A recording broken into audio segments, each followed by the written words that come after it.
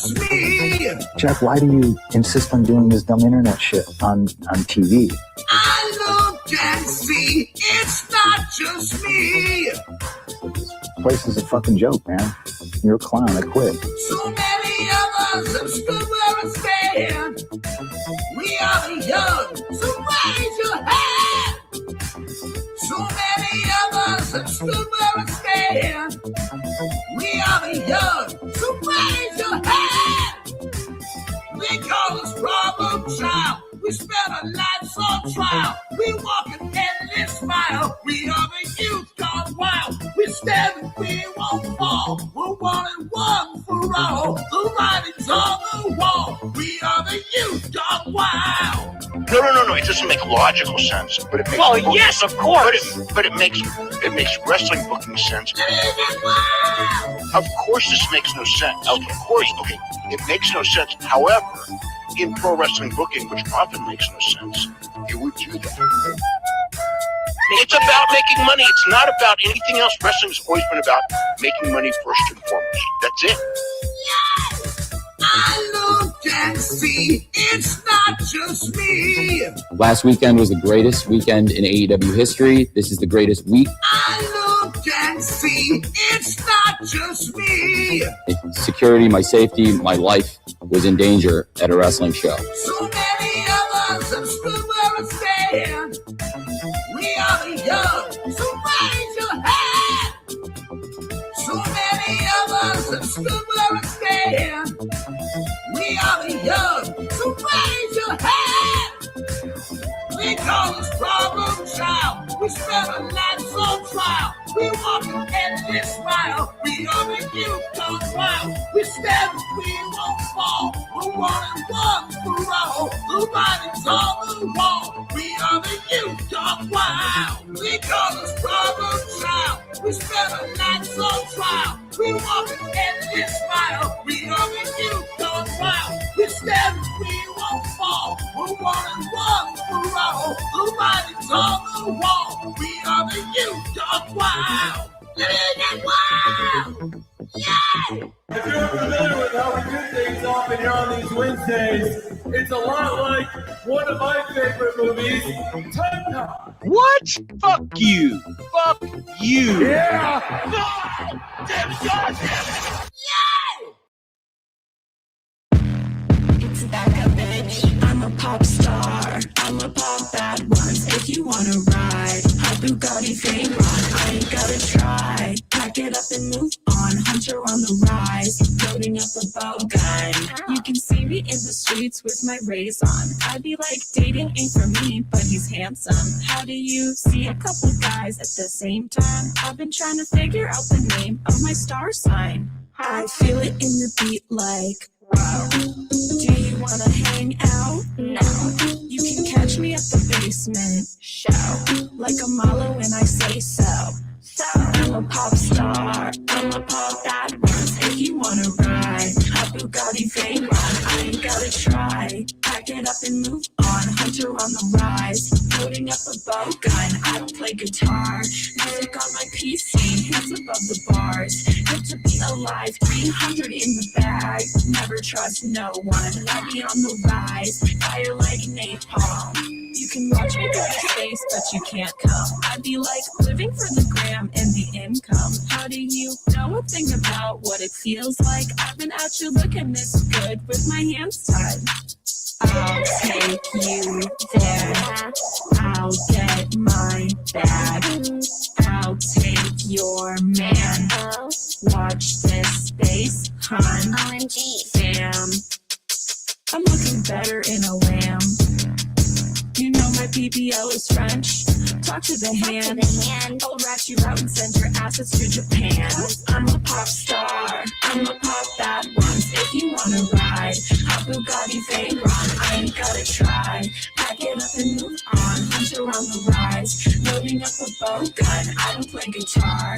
Music on my PC, hands above the bars. Good to be alive, 300 in the bag.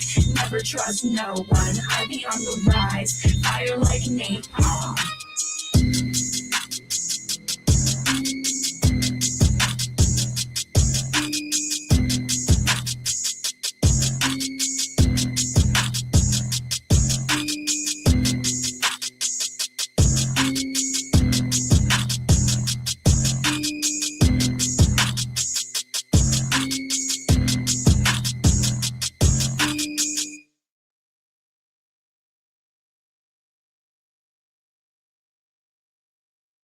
Ooh, what's up, everybody? Welcome to another eclectic edition of PWT Live Show.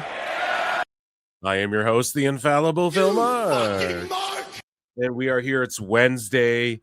Again, I came down with something. It's crazy. I got over like flu sickness, then all of a sudden I caught like a head cold, and I'm all stuffy and shitty. I sounded way worse on the Monday member show. Memberships are 99 cents. Hit like, hit subscribe, consider super chatting in, retweet, all that good stuff. Those are my plugs out of the way. And check out Patreon. Those are my plugs out of the way. What's up, guys? Hope you're doing really well. Dynamite's live tonight, and I've got that on over here. Big Bang is on right now. And Kevin Nash, he got dragged this week for Javon Evans comments that he's made about Javon Evans. Tony Khan is uber cringe, and this is PWT 225. Of course, there is lots more news in Phil Mark's bookmarks. There's tons more news. If we have time, we'll get into a sicko segment. New episode of PWT podcast coming out soon, where I chronicle all of the Tony Khan versus Niccolo Piccolo stuff, sort of like Saga 3 and where we're at now, you know. And patrons will get early access to that by a day as well, just so you guys know. And yeah, consider checking that out. So and then Dave Meltzer, dumb moment of the week, of course, tomorrow, Saturday, we'll be live again. And bonus Dave Meltzer, dumb moment of the week on Patreon as well. So I hope you guys are ready. I hope you guys are strapped in. Am I sounding better? Yeah, I think I'm sounding a bit better, chat. You guys let me know. On Monday, it was rough. I know I'm still stuffy, but like Monday, my throat was killing me and stuff. So hopefully this show's a little bit better here. And well, I mean, that was fun. It was just a shit show. We broke down the Jeff Hardy fight tape in the Walmart. I broke it down, and I went through his submission, his new submission hold, Spinal Destination, and how it would work in real jiu-jitsu. So go and check that out if that's your sort of thing. But yeah, so let's get into, ladies and gentlemen, without further ado, because I want to get into some AEW stuff. I want to get into some WWE stuff. We got a lot to cover, and it is time for miscellaneous news. Ladies and gentlemen, I'm afraid I've got some bad news. Some bad news indeed, because John Laurinaitis is on the prowl again, and here is Johnny Ace being or promoting that he's been picked up for an autograph signing, or promoting his email for if you want to hire him for autograph signings. I don't know. I'm surprised to see this guy even making a play at this. Big Time Wrestling's Big Time Wrestling on Saturday, March 14th in Chillicothe, Ohio. I, Mr. John Laurinaitis, former Executive Vice President of Talent Relations and former GM of both Raw and SmackDown, will be there to do his first ever signing. I suggest that everybody watching be there. Otherwise, I may have to wish you the best in all your future endeavors. People power. Cringe. But he's got to pay those lawyer fees, and he ain't getting paid to just be there in WWE and do nothing other than make phone calls that certain people don't want to have to make and creep on the fucking on the young talent. You know what I'm saying? So, yeah, this guy is like a greasy whack-a-mole, you know? He just keeps popping up out of nowhere time and again. And I don't know if he thinks enough time's blown over, but yeah, you can get your autograph there from Johnny Ace. Be a fun time. Speaking of other old WWE legends and whatnot, Ric Flair says he's dropping a new album soon. So how's that gonna go? Pimpin' Ain't Easy from the old folks home. Ric Flair dripping out my ass and my catheter, my colostomy bag. Oh my God. So it'll be funny. He'll get Snoop Dogg on it 100%, because Snoop, if you just pay his fee, he'll do a fucking song with whoever. So you'll get that, and who knows? Who knows who else will feature on it? But it's gonna Corey Feldman, I heard, is doing a a collab with it. No. We might have some other old timer stuff here before we get into straight up indies and exciting news and all of that. We do. So maybe not an old timer. And speaking of music and albums, John Cena was on the No Contest, or There's No Contest, O'Shea Jackson Jr.'s podcast, which is like a subsidiary of the Rich Eisen show, as that's why that sign's in the background. But it's like done at Rich Eisen Studios or whatever. So he was on there and he rapped his song, The Time Is Now. And it's interesting because John Cena, I think, holds a record for, he's the only artist to like drop an album. It went platinum. And then didn't he win a Grammy or something like that? And then he just retired, never made another album again. And so here's John Cena rapping it with the O'Shea's co-host, and it's just hilarious. And again, I don't want to call John Cena an old timer, but I mean, he would say he is, I bet. But, you know, he falls into the miscellaneous retired legends category now, unless it directly relates to WWE. That's how it works here at PWT. We'll just do it acapella. Whoa, this is crazy. So in case you forgot or fell off, I'm still hot, knock your shell off. Money stacked fat, but I can't turn the swell off. The franchise, doing big business, I'm in this. It's automatic, I win it, so you hear those horns, you finish. A soldier, and I stay under you fighting. Plus I'm storming on you chumps like I'm Okay, I was wrong. So he didn't win a Grammy. But was this album platinum? The Time Is Now. Did it go platinum? He has some crazy stat where it was certified platinum, sold over 1 million copies, and then he just retired. And it debuted 15 on the Billboard 200. Now, say what you will about like the charts and stuff like that, but because that stuff is such garbage now. But like 25 years ago or 20 years ago, I mean, you could argue it was still legit at that point, maybe a little bit more legit, or maybe they manipulated it and we were all just dumber.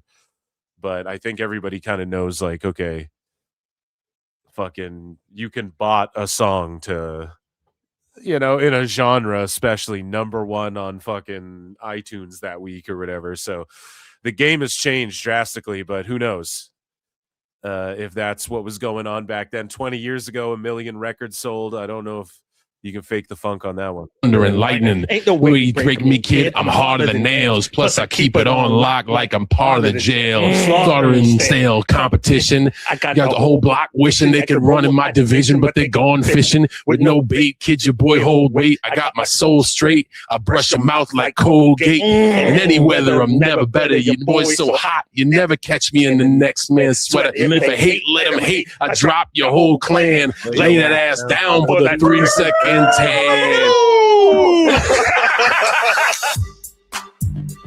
Yeah, they're just marking out, rapping it with him. That's hilarious. That's awesome. And yeah, check out No Contest. There's No Contest, or whatever that pod is. So speaking of WWE legends, I guess you could call them, and ex-WWE talent who have something to say, Enzo Amore cut a promo on Paul Heyman holding his old cruiserweight titles. Let's check this out here. Everybody knows you put the 2-time 2-fly on TV, you give me a mic and I'm going to say, my name is Enzo Amore and I am a certified G and a bona fide stud, and Epstein didn't kill himself. For real. Can't see me. Allegedly. Diabetic. That's why your vision sucks, Paul. Yeah, just like ECW. Your brainchild you dropped off at Planned Parenthood in Philadelphia. You're the Larry Flint of this business. You exploited every fetish-having Philadelphia fan dumb enough to incriminate themselves at a furniture outlet watching a snuff film. This rules because if Paul responds, God damn it. Why do they want to stay so far away from this dude? I don't get it. Bro, ECW ain't nothing but the VHS tape kids wasn't supposed to have. The Girls Gone Wild of Enzo pro and wrestling. Cass And on need to March be a thing 21st, again. Fourth Rope will be at the ECW Arena doing something you never did called sports entertainment. So if you wrestled for Asia, you know, I wouldn't call it wrestling. If you got in a ring at ECW or anywhere near it, He almost said AEW. Did you guys hear that? Let's go back. He was almost like, if you wrestle in AEW, I mean, Fourth Rope will be at the ECW Arena doing something you never did called sports entertainment. listen right here. So if you wrestled for Asia, you know. Oh my God, he is about to go. If you wrestle Best for guys, Tony AEW, Khan. I mean ECW, yeah. I wouldn't call it wrestling. If you got in a ring at ECW or anywhere near it, none of your titles count. None of your championships count. No, you deserve a plaque. So Paul, if you need some, all you got to do is scream, "Get the tables!" and look in the mouths of all the fat Philadelphia filthy fans. Don't worry. He's turning into Davis with this fat, filthy fucking pig from Philadelphia. Oh, goo, goo, goo. Open. ECW! ECW! ECW! ECW! Man, Enzo fucking rules. I don't know how this guy is not in WWE or him and I mean, you could make money with the way he can talk that shit, and Fourth Rope's doing it, so good for them. In other ex-WWE legend type news, which sort of crosses into MMA, or doesn't sort of, it absolutely delves balls deep, tits high into MMA. Ronda Rousey versus Gina Carano is going down. This video dropped. And again, we've talked about it on the show a little bit in miscellaneous news. You know, Ronda Rousey's been training. We watched some footage on the show, and Gina Carano's been training.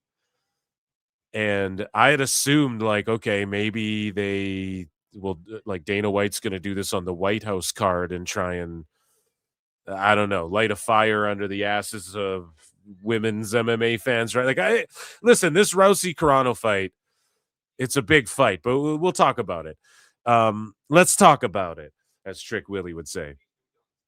It's a big fight, but like they're gonna have to stack up the undercard a bit too. Like this, I don't think. Now, I mean, it's on Netflix, so UFC's on Paramount. I think, if I'm not mistaken, we have like a chart right here.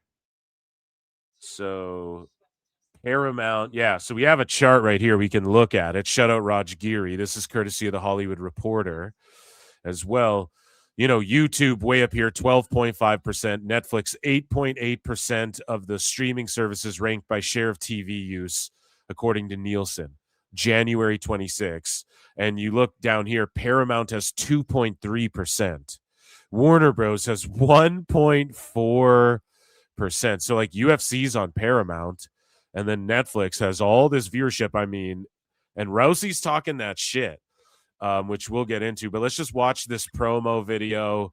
I'll give you my thoughts on all of this. Ronda Rousey stepping back into a ring after saying that, you know, in pro wrestling, it sort of exacerbated her MMA injuries of, well, at least I feel that's what she was alluding to. She's saying that these injuries of like concussions and blanking out and twitching out and stuff stem from MMA, but were maybe amplified a little bit in pro wrestling, which wouldn't be uncommon. So Ronda Rousey is making her return to MMA against Gina Carano, which rules. So Gina Carano's last fight was like 17 years ago. Ronda's last fight was like a decade ago, as many people have pointed out. And yeah, we'll talk about it a little bit more, but I want to get to this promo video. The fight will be a professional MMA bout, 5-5-minute rounds, which they will not need. I don't think they will need 5-5-minute rounds. I think this thing ends in 2 or 3 at the most. Live on Netflix, the event will be promoted by Jake Paul's Most Valuable Promotions, not the UFC. And I might be off on this, but I heard some shit about like Andrew Tate owns.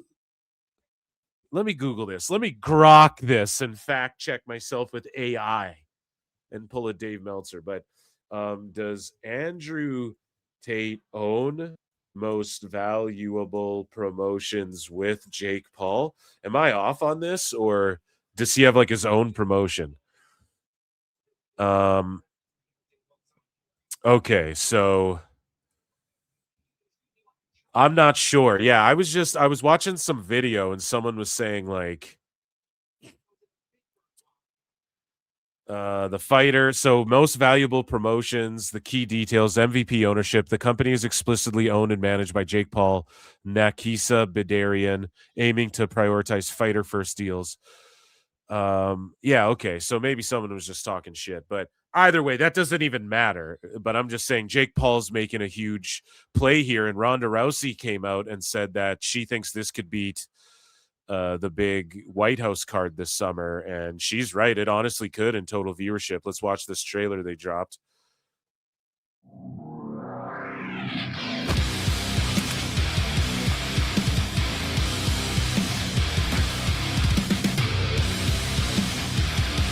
So first off, I mean, Carano looking way bigger. Carano fought at 45. Rousey did fight at 100. When I say 45, sorry, I should speak in like layman's terms. 145 pounds, so women's featherweight. And then Rousey fought. She did fight at featherweight early on, 145 pounds. But in the UFC, she was the bantamweight champion, 135 pounds, and reigned with that title forever. Well, not forever, but quite a while, man. She had a lot of impressive wins, like a bunch in a row, really fast and everything. And she was just a step above everyone else at that time until MMA evolved a little bit and people caught up and exceeded her and surpassed her just in all around skill, which is totally fine. Gina Carano's in a bunch of movies. She got canceled. She famously got canceled by Disney. And then she's back. I guess they like apologized to her in some form or fashion that was satisfactory to her. And she's back now making movies and whatnot. And this is a fight where Dave Meltzer actually got owned by MMA fans as well. They were cooking him. It's so funny. We'll cover it on Dave Meltzer Dumb Moment of the Week. Time Cop. But he was saying like, oh, this is a dream match for any fight fan. And then someone pulled his card and they were like, no, dude, like people wanted Ronda versus Cyborg at the time where it would have made sense to do this fight. Because let's face it, Gina Carano is almost 20 years removed from actually fighting professionally. And her last fight, I think, was against Cyborg, and then she retired, if I'm not mistaken. But before Ronda Rousey, it was Gina Carano. Like, that was the woman people pointed to. And by the way, she just looks great in this promo. Ronda, I don't know, she's always kind of sported the same build, I guess, and we already know what she's capable of. Like, Ronda is a freak, say what you will about her. Yeah, so Chris Cyborg in 2009 TKO'd Gina Carano, but Chris Cyborg was like, she popped for steroids and shit like that back then, you know? So, and she was crushing everyone, but Carano was undefeated. And, you know, Ronda was talking that shit. Ronda, of course, had the first women's fight, was the first women's champion ever in UFC and whatnot. She just looks a lot smaller, though, than I expected when they actually faced off. And also, I'm pretty sure that Gina is wearing like heels in this promo. If we go back and look, she's wearing a different top though. So here maybe she had this black thing on underneath the white thing, not to creep out. I'm not trying to creep on her fit. I'm just saying like maybe the heels gave her a bit. Was she wearing heels here? Is this all on the same rooftop at the same day that this was filmed? I'm not sure. Was there a wardrobe change? I don't know. Lex, what was going on? Were you there? Give us the insight. Oh, no! Me neither, dude. So either way, the point I'm making, they're both coming off of losses. Ronda, a decade removed, was in pro wrestling, said she had seizures and shit. Now, let's finish this promo, I suppose. MMA on Netflix. I mean, that's cool. Just Netflix MMA. I like that. You know, it's like Showtime boxing, HBO box, you know, just Netflix MMA. It's like, fuck yeah, this rules. So that's awesome. And it's going to get a lot of eyeballs. Now, is this like the super mega dream fight? No. But is this an awesome fight? If you're like a sicko, are you like, hell yeah? And are these two big names because of more than just like WWE fame, Hollywood fame, more than just MMA fame? Yeah, absolutely. And this will do numbers. Like you put this on a graphic on Netflix, and a bunch of people are going to tune in to watch this. It's going to be contested in a hexagon as well, not an octagon. The UFC has that trademarked. And they need to juice up the undercard. If they did something, which I don't think would happen because Brock has good ties to TKO and UFC and all that. But if they did something like Brock Lesnar versus Fedor, if anyone could make that fight, again, those are two old timers. I think everyone would go, holy fuck. And these girls, these ladies, they are kind of old timers, but will this fight be entertaining? I think it will. I don't think it'll be the most technical, classic, oh my God, Demetrius Mighty Mouse Johnson, fucking John Jones level technical fight. But I think it's going to be entertaining as fuck because they're both going out there with something to prove. If you really think about it, it's redemption for both of them. Gina Carano canceled from the mainstream. This is a way to get her mainstream. This does good numbers. Netflix offers her a fucking movie after Disney fucked her. Right. And then you have Ronda Rousey, who's like she's always had this chip on her shoulder in wrestling, kind of shitting on wrestling because it's not real. But it's like she can't hang, she can't do the real stuff. And also Ronda talked about how she reached out to Gina to, because they respect each other and each other's journeys and shit like that, which they should. And this is a bold move by Ronda. She's approached to do a fight, and she wants to do the Gina fight. People want to see the Cyborg fight, but we know what'll happen. That's not even entertaining. If Cyborg fought Gina or Ronda right now, she would fucking KO them. Cyborg can still beat up all the 45ers right now. So if she fought either of these girls, she just KO them fast. No one wants to see that. Let's be honest. So,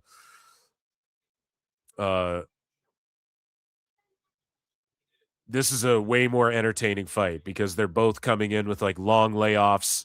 The technical skill, like Gina Carano was never,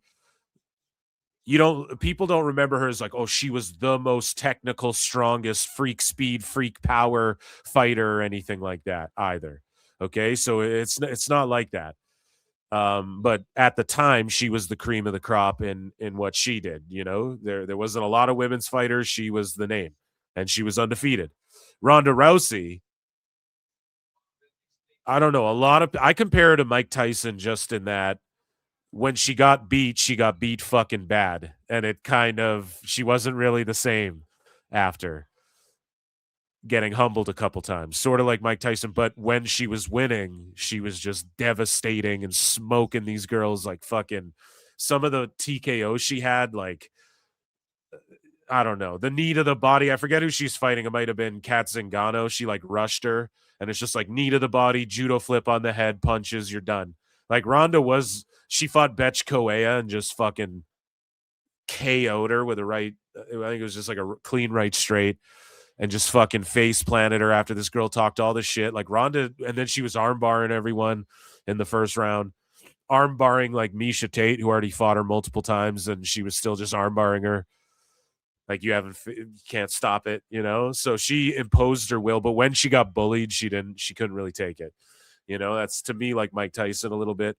But either way, I'm going in deep on this. You guys can see my MMA fandom coming out here a bit on Pro Wrestle Times, but she just talked about how she asked to do this fight with UFC and it just didn't work out. And it's like, why? What the fuck is going on?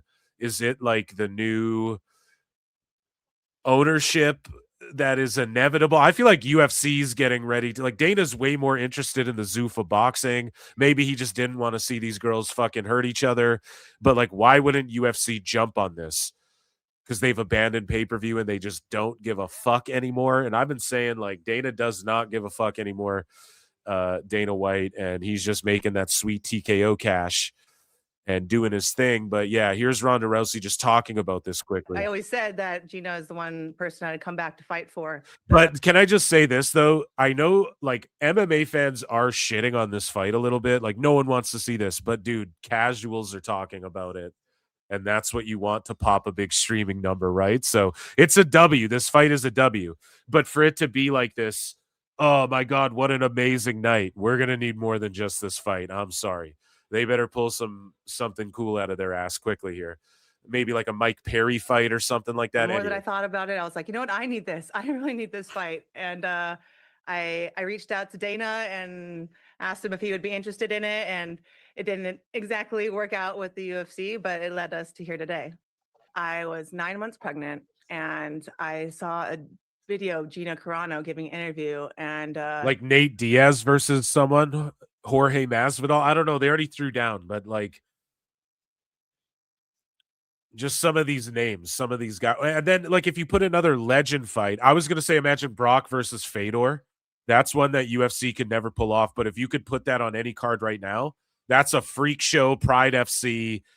That's a throwback. And it's like people would go, oh, I'm going to watch that. I don't really care how old Fedor is. It's not like Brock is he's still a freak, but he was never like the greatest MMA fighter. He's just a freak, you know? So Fedor was known for fighting freaks as well and shit. So, and being quite successful against them. So that, I think, just for casuals, you're like, oh yeah, I'll fucking watch that, you know? she didn't look good. She gained like an unhealthy amount of weight. And or if Jake Paul co-mained against someone and finally quit talking shit and actually like fought in an MMA fight, I think that would be awesome. my first thought was like, oh my God, what can I do to help? When I was in a similar spot when I was, So depressed. shout out Ronda Rousey here. Not trying to cut her off, but I did spend a lot of time on this, guys. But I'm excited. I am genuinely. But yeah, if you want to go back in the day, obviously like a Gina Cyborg rematch, or like Rousey was on the come up destroying everyone, and people were like, maybe her grappling can nullify Cyborg's fucking power striking. Like if Ronda gets her to the ground, then what? Like Cyborg's good at jiu-jitsu, but she's a striker. Those were the questions people were asking. It wasn't really like, oh, Gina come out of retirement and fight Ronda. Although me and my friends did want to see that too. Like that's not like it's something we didn't want to see.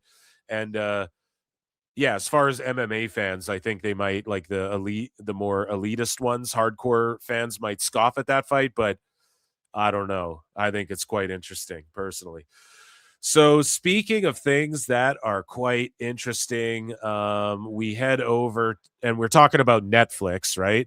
We head over to Japanese wrestling news here. And Pro Wrestling Noah's Naomichi Marufuji has teased a project with Netflix.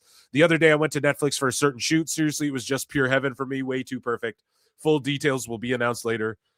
Everyone look forward to it. So again, WWE, I'm sure, saying, hey, we're working with these Noah cats and we're working with these AAA guys, and Netflix, you're international. What are you guys doing over here? You got a spot for Mr. Iguana over there. Let's see how this demographic reacts to this guy. And I don't know, maybe it's just him completely independently doing his own thing, but you start to see as this relationship builds, even Marufuji's, who Shawn Michaels was putting over from Noah, is getting looks. So it's good shit, man. It's good to see people are making money. And it's good to see some of these guys get more of a presence, internationally from the lucha and Japanese spaces. Speaking of which, the New Beginning, we have the card for it. NJPW, the New Beginning USA. This is on February 27th. Yota Tsuji versus Andrade El Idolo. The two fucking studliest studs match. Battle for who's the handsomest man with blonde highlights in his dark brown hair. For real, dude. That match rules. Suri versus Athena. Okay. Ricochet versus Taiji Ishimori. Okay. Ishii versus Bolton Oleg. Takeshita versus El Fantasmo. Wasn't he hurt? Is he back or what? Guess who's back? Guess who's back? Guess who's back? Knockout Brothers versus Gates of Agony. David Finlay versus Fred Rosser. And so he's not done there yet, I guess. Jordan Oliver, Alec Price versus Kushida and El Desperado. So not too much of an AEW presence, but a little bit of one. This card honestly fucking rules. Well, quite a bit, I guess. And it would really suck if this is where David Finlay goes, and now I'm in AEW. That would fucking blow. He should go join his brother in WWE, but I fear they'd stick him in NXT or something, honestly. Like, Blake Monroe's in the fucking speed tournament. She's had a couple botches, though. We'll talk about that in a bit. But yeah, I mean, this card is stacked. If you're like a fucking sicko or you're like one of these nooge heads, you're going to love this card right here. And I'm going to definitely check this out. I want to watch Andrade versus Tsuji more than anything.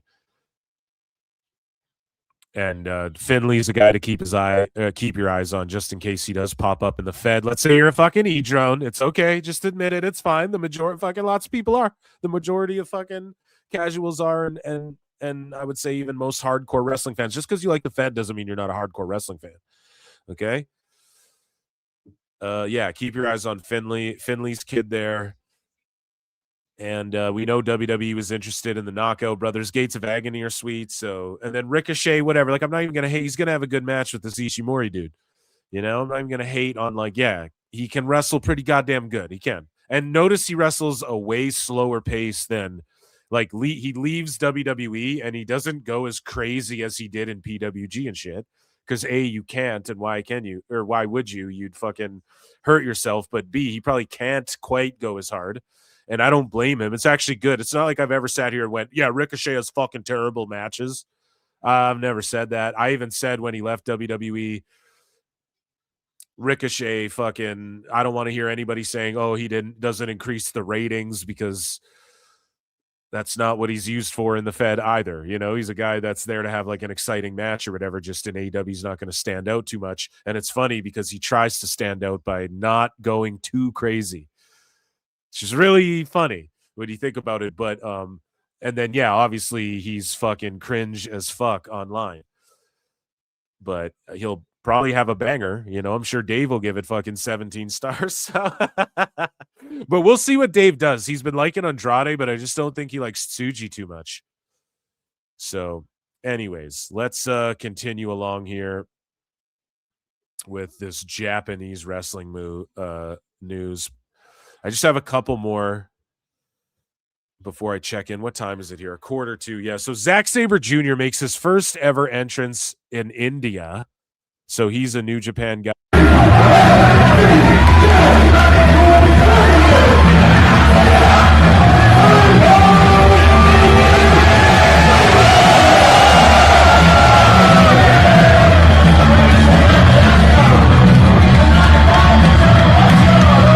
Yeah, it sounds loud. Hopefully, yeah, the market opens up a bit. Good for him for heading over to India. And yeah, that's it for Japanese wrestling news. Let me check in with chat here, because I see I got some super chats. I'm sorry if I got you guys waiting. So, so guys, you can become a member for 99 cents. I do bonus shows on Mondays and whatnot. And if you want to support the show, hit like, hit retweet, hit heart, all that good shit. Or you can super chat in. You can also gift a membership. John O'Maloney's been a member for 7 months. Thank you so much. I will acknowledge all of you guys. Acknowledge me. Whitest Rabbit 69 has been a member for 15 months. Plenty and Pixel Art's been a member for 18 months. It says, oh, hey, I finally found the button.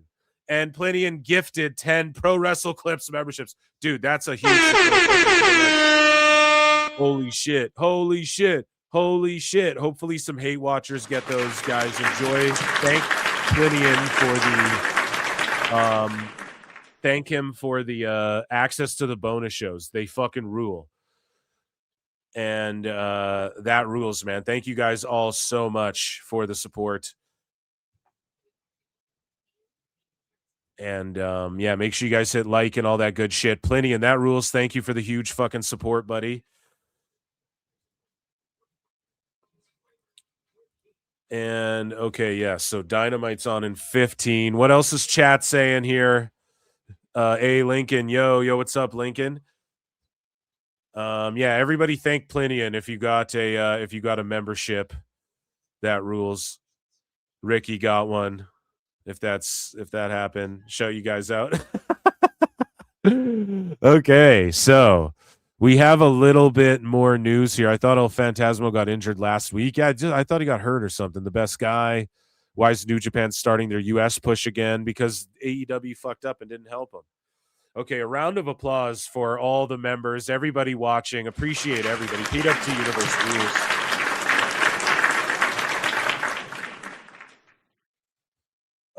So let's move along here to some other indie news. I spent a lot of time on that Ronda Gina stuff, but I think it had purpose, pal. So in indie news here, what a kiss. Here's Mickey Knuckles making out with Vito, I believe. And Vito's power continues to grow. Vito's untouchable when he's got PCO and Mickey Knuckles by his side. Well, maybe Mickey can reach out and touch somebody. And Vito's. So, yeah, and that's PCO. He's like a Frankenstein now. And I think he works in JCW. A lot of people stan JCW. I was actually suggested this YouTube channel recently where it's a dad and his daughter, and they're fucking reviewing JCW. And like she's an adult child, right? Or an adult kid. I guess if you're an adult, you're not a fucking child, but you guys get what I mean. And they review JCW together. And I'm like, dude, you have a girl named the Ring Rat getting like cocaine sniffed off her ass and shit like this. Like, so JCW's pretty goddamn funny. And it's they do intense shit. Yeah, I'm seeing too in chat. Sorry guys, the fucking chat is like on StreamYard. It comes in like in waves of chats. I have no idea why that happens, and I'm sorry. Like everything fucking like I go on YouTube and I see what you guys are saying. I'm looking at StreamYard and it's fucking they come in like 10 at a time. It just drives me nuts. Anyways, but yeah, they're doing some funny shit over there, and check out that channel. I wish I remember the name. I just clicked on a video and was listening for a minute. It wasn't like, the most compelling shit ever. I should get them on PWT Pod, God damn it. Matt Tremont collapses during a GCW match. Brett Lauderdale gives an update, and I really hope that Matt Tremont is doing okay. I call him like a deathmatch Dusty Rhodes in a way. And he's stable and in good hands on his way to the hospital. I'm not a doctor, so I'm just speculating, but it seems as though he re-aggravated a back injury that's been bothering him for a few weeks. Either Matt or GCW will provide a further update soon. So all the best energies to Tremont. Hopefully he gets better soon. CZW is bringing back their Ultra Violent Championship for the first time since 2012. And they announced an elimination scramble match to crown the winner.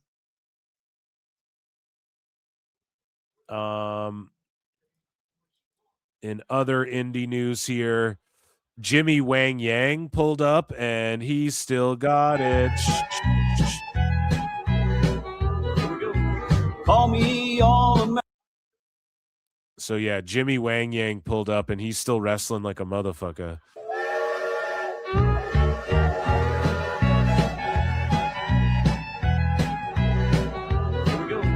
Call me all-American, I'm a redneck through and through.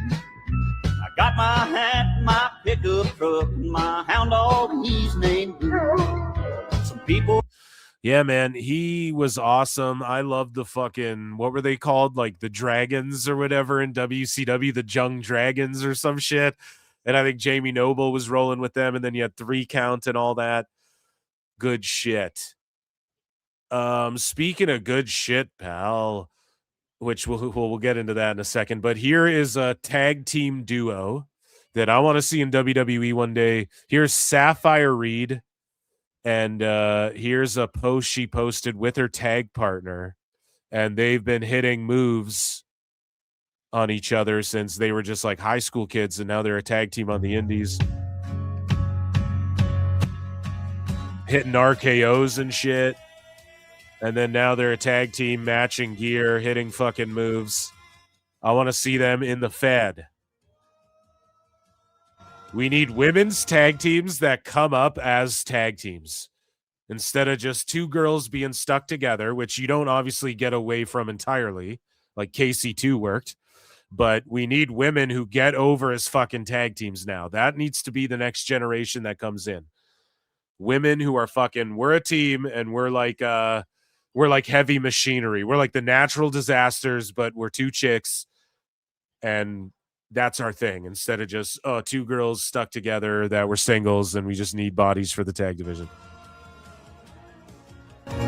We need the rockers like these girls, but fucking start out in the Fed as you're the rockers, but you're girls, you know? I love it. So shout them out, Sapphire Reed and whoever her partner is there. Speaking of funny wrestling shit, I didn't know whether to put this in the sicko segment or not, but there's a wrestling speed dating thing. And this is courtesy of BJJ Otter, the Jiu-Jitsu Otter. And you show up, ask someone to scrap, and hopefully get a second date. So this actually works.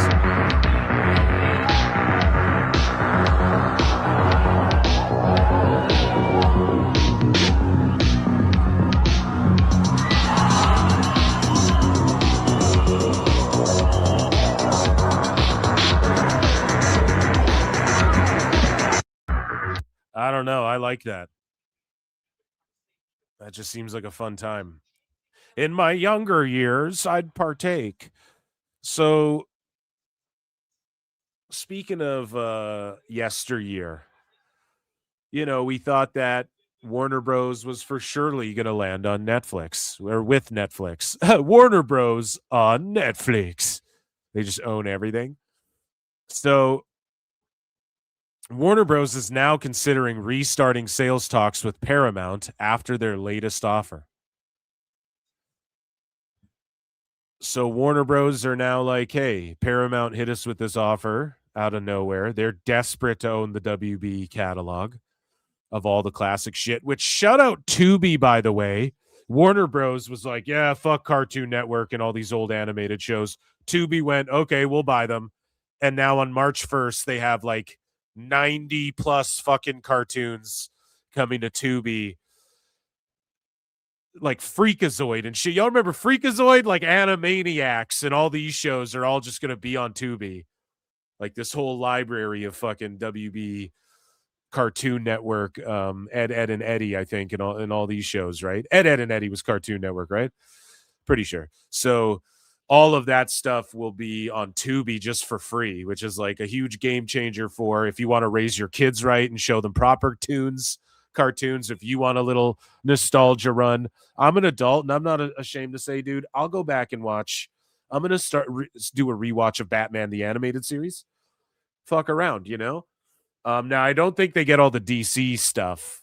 I don't think Tubi has all of that. Like, that's a separate thing. But either way, though, everyone wants a piece of this WB content, right?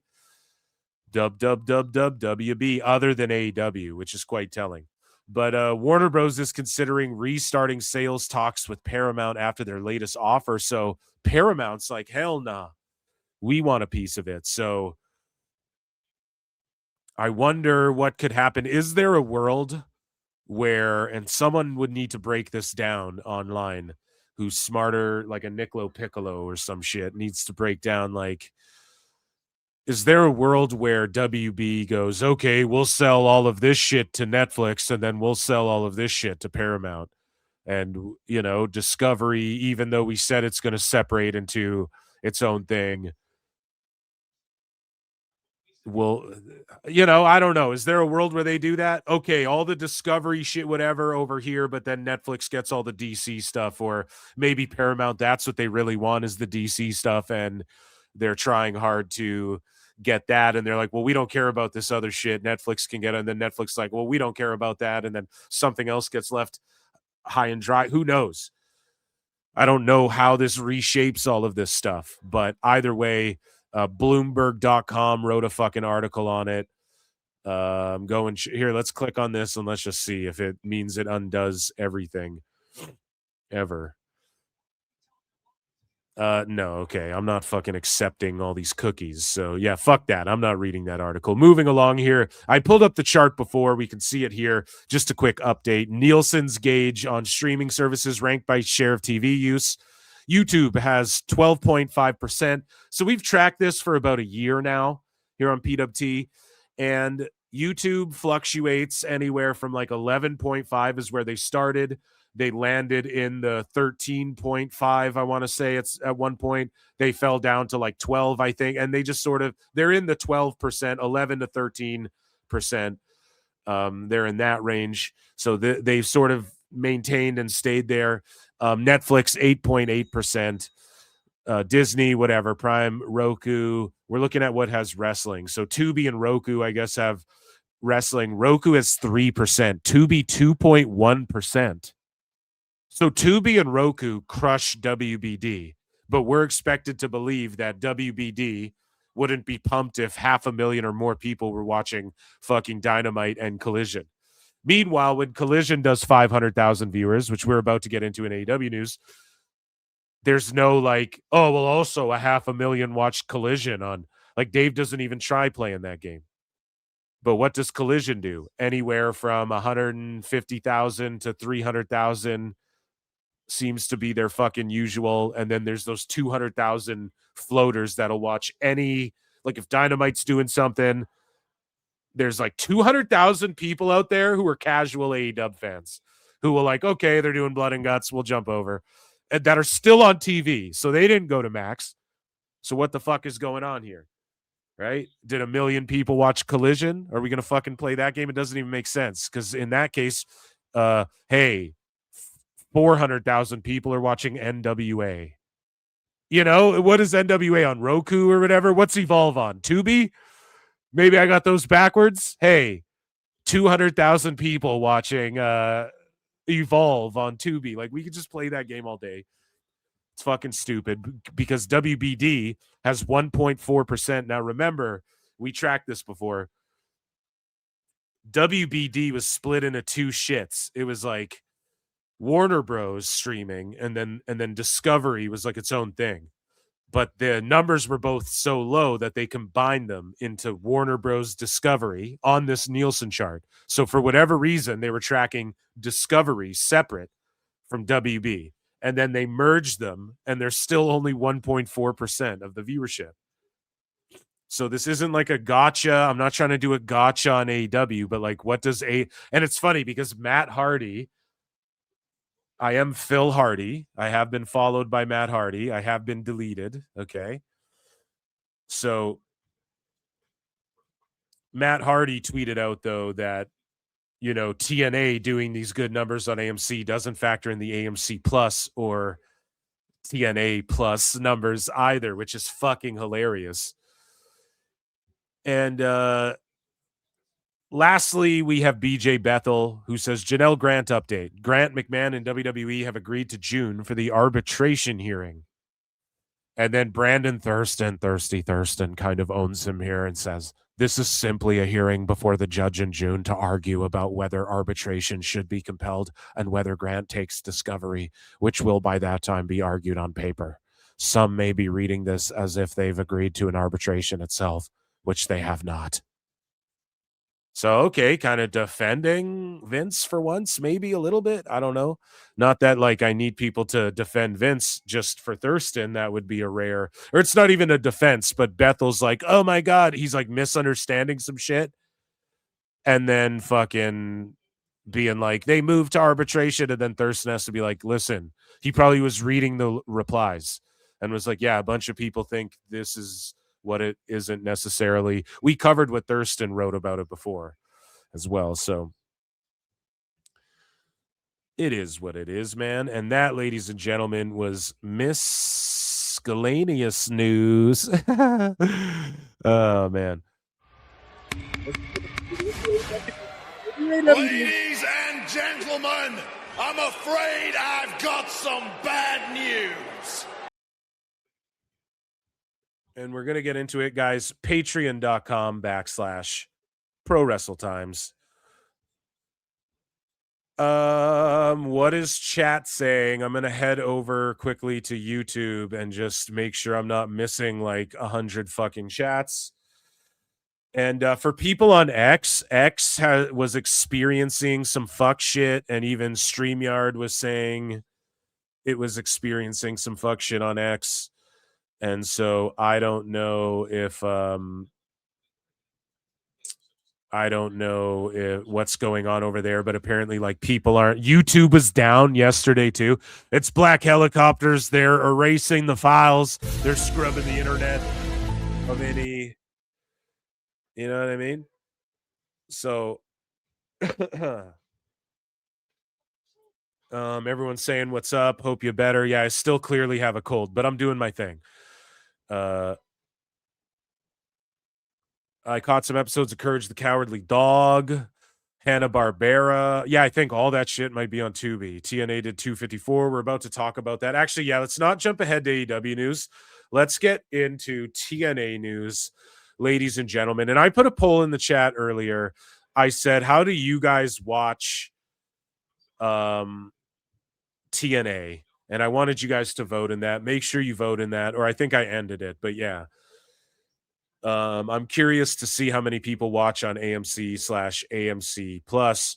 But ladies and gentlemen, it is time for TNA news.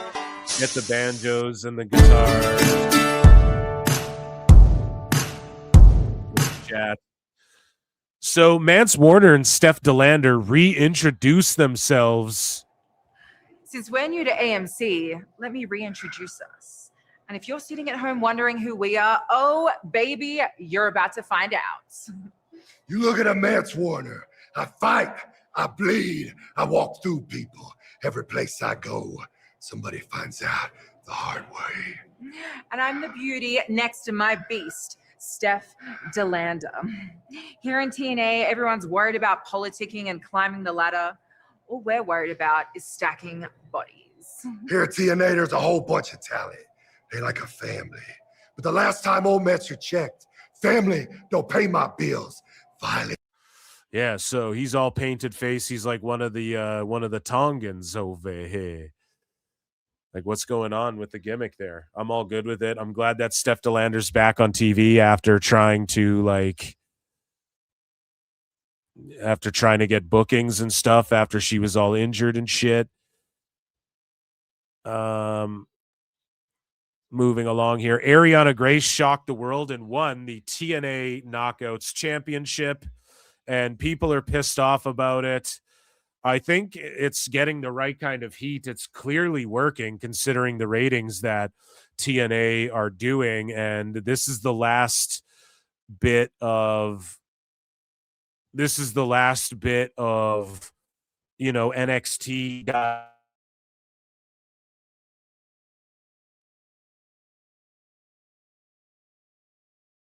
Keeps the TNA belt on NXT. It's good. Everybody has been shitting on this back and forth between NXT and TNA the whole fucking time. Clearly, it's paying off for everybody involved. That's all I'll say. Mickie James is back in TNA, and she's feuding with the Elegance brand, which, again, it'll bring eyeballs to what they're doing.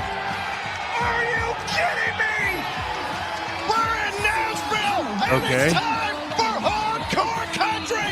Mickie James is at no surrender. What is she doing here? She's got no business being out here.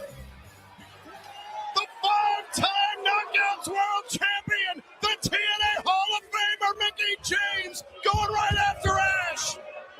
Yeah, I'm down. Bring Mickie back. She can still go. She looks great. Nick Aldis is a playable character. Like, they gave him his wrestling gear and shit. Same with Adam Pearce in 2K26.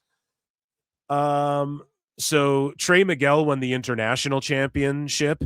They also had like Jelly Roll and Teddy Swims at No Surrender. And AJ Francis went off on Jelly Roll, and it fucking ruled. Jelly Roll, if you're listening to this, and by the way, shout out Jelly Roll on Star Search.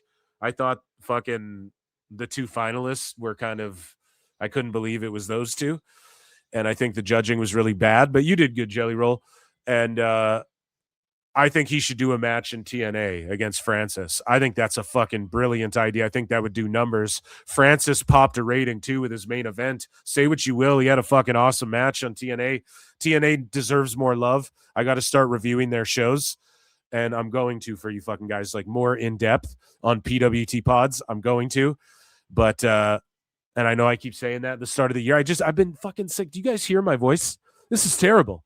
I can hardly breathe right now through my goddamn nose. But anyways, Trey Miguel won the international championship. He deserves it. Fucking amazing. And it was such a great thing to see. He had Teddy Swims, who's like he's a singer.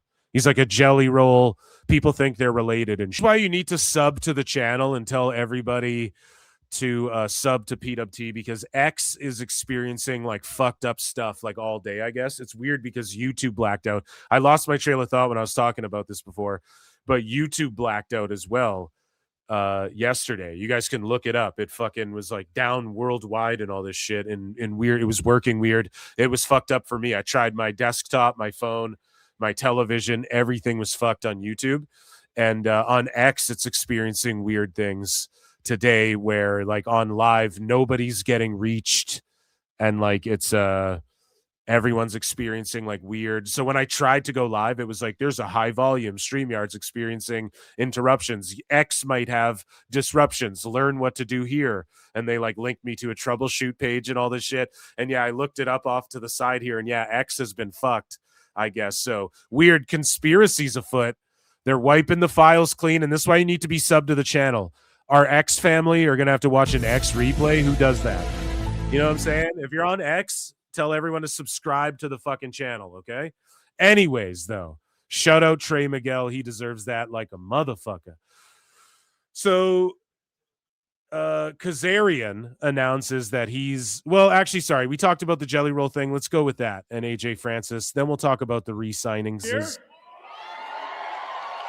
Yeah. Mr. Roll, if your fish fillet body built ass ever wants to cross the line, just know that T and AJ Francis will be waiting for you. Because I'm the ratings draw. That's the reason I go to NXT last summer and the ratings pop. That's why when I'm in TNA, it don't matter if I'm in the main event or the opener, the ratings pop. But I come to no surrender, and I'm not even on the card? Here?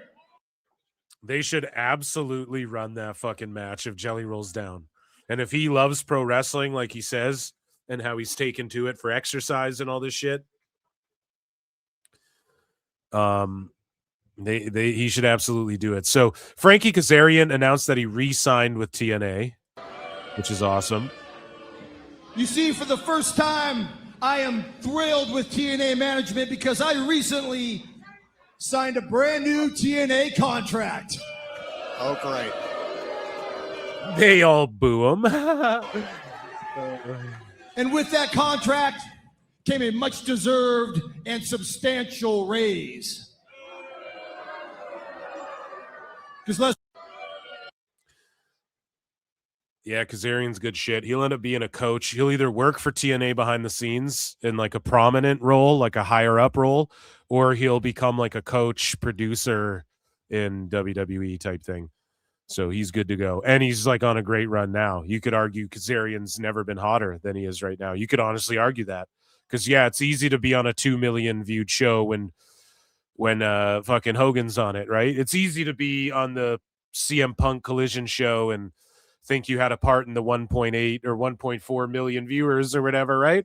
It's easy to do that, but like to be the reason, like an actual reason why, like why are people tuning in for TNA for the last little while, especially what they launched the AMC thing off of, was to see him lose the fucking belt to Santana or whatever, right? So speaking of being a pivotal role of TNA, Nick Nemeth, the wanted man, he's up all night. He'll be appearing on an iconic late night series. This is from AOL.com. And let's take a look. I think it's just like the Kelly Ripa show or no, former Glow Girl and a TNA star walk into a late night show. Last Halloween, Up All Night is the series. Rhonda Shear So there you go. But speaking of their ratings in AMC, TNA Impact scored its best audience yet on AMC for last Thursday's episode again. They did something spectacular. I'm going to be honest.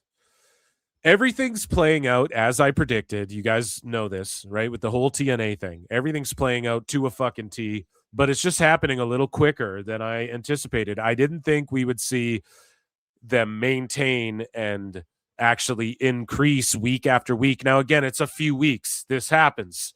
Maybe they go down a little bit, and then if they bounce back, we're going to track all that. But just the fact that they've been doing it when we've seen other wrestling companies have bumps, and we've also seen them have fucking large dips, but TNA's doing this thing where they've shown up and they're just kind of consistently staying steady and growing a little bit by bit by bit. I thought it would take a minute to get to that point. I thought this was a wonky time for TV and we would see a bit of growth and bump and Nielsen switching this and that up, but I'm just so proud and happy for them. This is what I want to see. This is if Dynamite was doing this and it wasn't just like weird wonky ratings every fucking week that we're trying to dissect and that Dave's giving 10 million fucking writing a paragraph for and shit. You know, if we just saw AEW Dynamite or Collision make slight improvements like that, that would be awesome. But impacted 254,000 viewers, up 5% from the prior week with a 0.05 in the rate key demo that was unchanged. Per Programming Insiders, always, these numbers don't include AMC Plus or TNA Plus. Shout out Raj for including that in his little write-up here. The audience was the highest on AMC since TNA Impact debuted on January 15th. The 18 to 49 rating was tied with the prior week as the best yet. I just read what's on the prompter. Like at the start of the fucking show, they're just reading off the prompter. I read anything. Fuck you, San Diego. But yeah, it was their best rating. So TNA really deserves that shit. I'm going to start reviewing and dissecting these Impact fucking shows. And I think they're doing good stuff. It's a good balance of we're going to introduce a couple, like a new guy with the Ash by Elegance brand. We're going to introduce like a couple new things. We're going to showcase our core guys, but you're going to get some Mickey Jameses could show up, and you have guys like Nick Nemeth on the show, and they just have a perfect balance of it's not overly ex-WWE. The ex-WWE guys aren't the only over things on the show. You have legends. You could argue Mickey James is a bigger TNA legend than WWE legend. Maybe not. That's debatable, right? But yeah, I want to see them continue to grow. And Collision just did an amazing number for Collision. And because it was like a special again. So everybody tuned in to watch it who's going to watch it. Like they did a Dynamite number for this Collision show because it was essentially like, here's a free pay-per-view. So, and not even like a free pay-per-view. It was just like a television special. They've done 2.5-hour Dynamites. So it's not like this is some fucking, not even a pay-per-view. I'll take that back. But like a special event on a Saturday night main event. It was their version of what Battle of the Belts was supposed to be. This is what Battle of the Belts was supposed to be, was this Grand Slam Australia show, right? Because that's nowhere to be found either. People forget about Battle of the Belts. That was a whole other show. They just abandoned that shit. So what they did on Saturday was what Battle of the Belts was supposed to do, similar to a fucking AEW number, because Tone built to it relatively well for Tone. I'll give them that. And hopefully they can turn the ship around, not to make it all about AEW, but Collision did kick TNA's ass this week, although TNA did do a great thing for themselves, and we shouldn't be expecting them to whoop Collision's ass all the time yet. But it's very interesting to see those roughly like 250,000 people. I keep saying it, man. 300,000, 30%, Brian. Okay, there's like 250,000 people that just kind of will float in and watch a Dynamite if there's like a Joe versus this guy in a cage, or like it's blood and guts, or they'll also float in and watch a Collision if it's like, hey, Grand Slam, or they'll float in and watch a fucking whatever. So like, why aren't they watching on Max? How do the Max numbers take a hit? If that's the case, I don't know, but I would love to see what the AMC Plus and TNA Plus numbers are. If I were them, I'd be fully transparent about it. Or I'd at least just put out a rounded high statement if I was TNA about what they roughly are combined. Don't even say how many are watching on one or the other. Because I think that would just build good faith in fans. Because even if they say 50,000, it's like, okay, so what's AEW doing? 100, 200,000, 300,000, 400,000? I don't know about all that. I do not know about all that. And they had a lot of people watching on YouTube. TNA did. So anyways, that, ladies and gentlemen, is TNA news. We're going to talk about Dynamite. I want to tell you guys what I'm seeing. I want to tell you guys what I'm not like. As my nose becomes infinitely more stuffier. We're going to do AEW news up next here.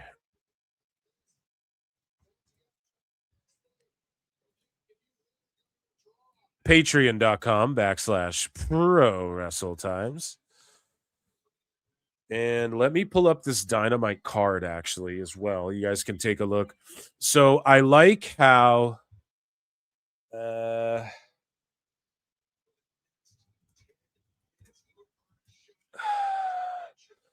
here we go. Yeah, there's just a graphic for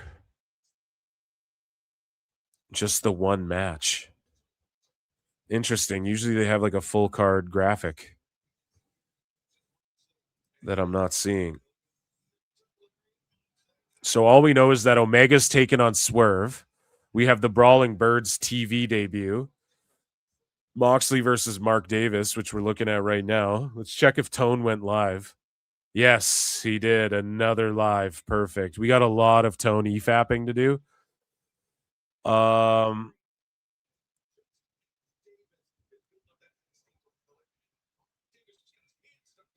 So, ladies and gentlemen, this is what I'm seeing so far on Dynamite. Let me just share this tab while we fucking... Here's what I'm seeing so far on Dynamite. So, here, let me check in with chat, actually. Lincoln Hawk for 2 says, new upcoming weekly PWT segment, the TNA 10. Well, what does that entail? Just TNA, 10 minutes of TNA? Yeah, I'm going to come with a PWT podcast episodes with more reviews and whatnot and people on to review and shit, Lincoln. Okay. Just because I haven't been even putting out that many PWT podcasts as of goddamn late, but just busy in the new year and fucking doing my thing. But yeah, coming back with a vengeance, and I'm going to do goddamn review shows where I talk about TNA more. So, Lincoln, you'll have to join me because you're a TNA hole. I'm not a shark, I'm a man for 2. Investing in Phil instead of 2K Battle Pass. Bro, listen, you just got to pre-order, shill the money out. I'm doing a super chat goal for 2K. I'm going to do it. No, listen.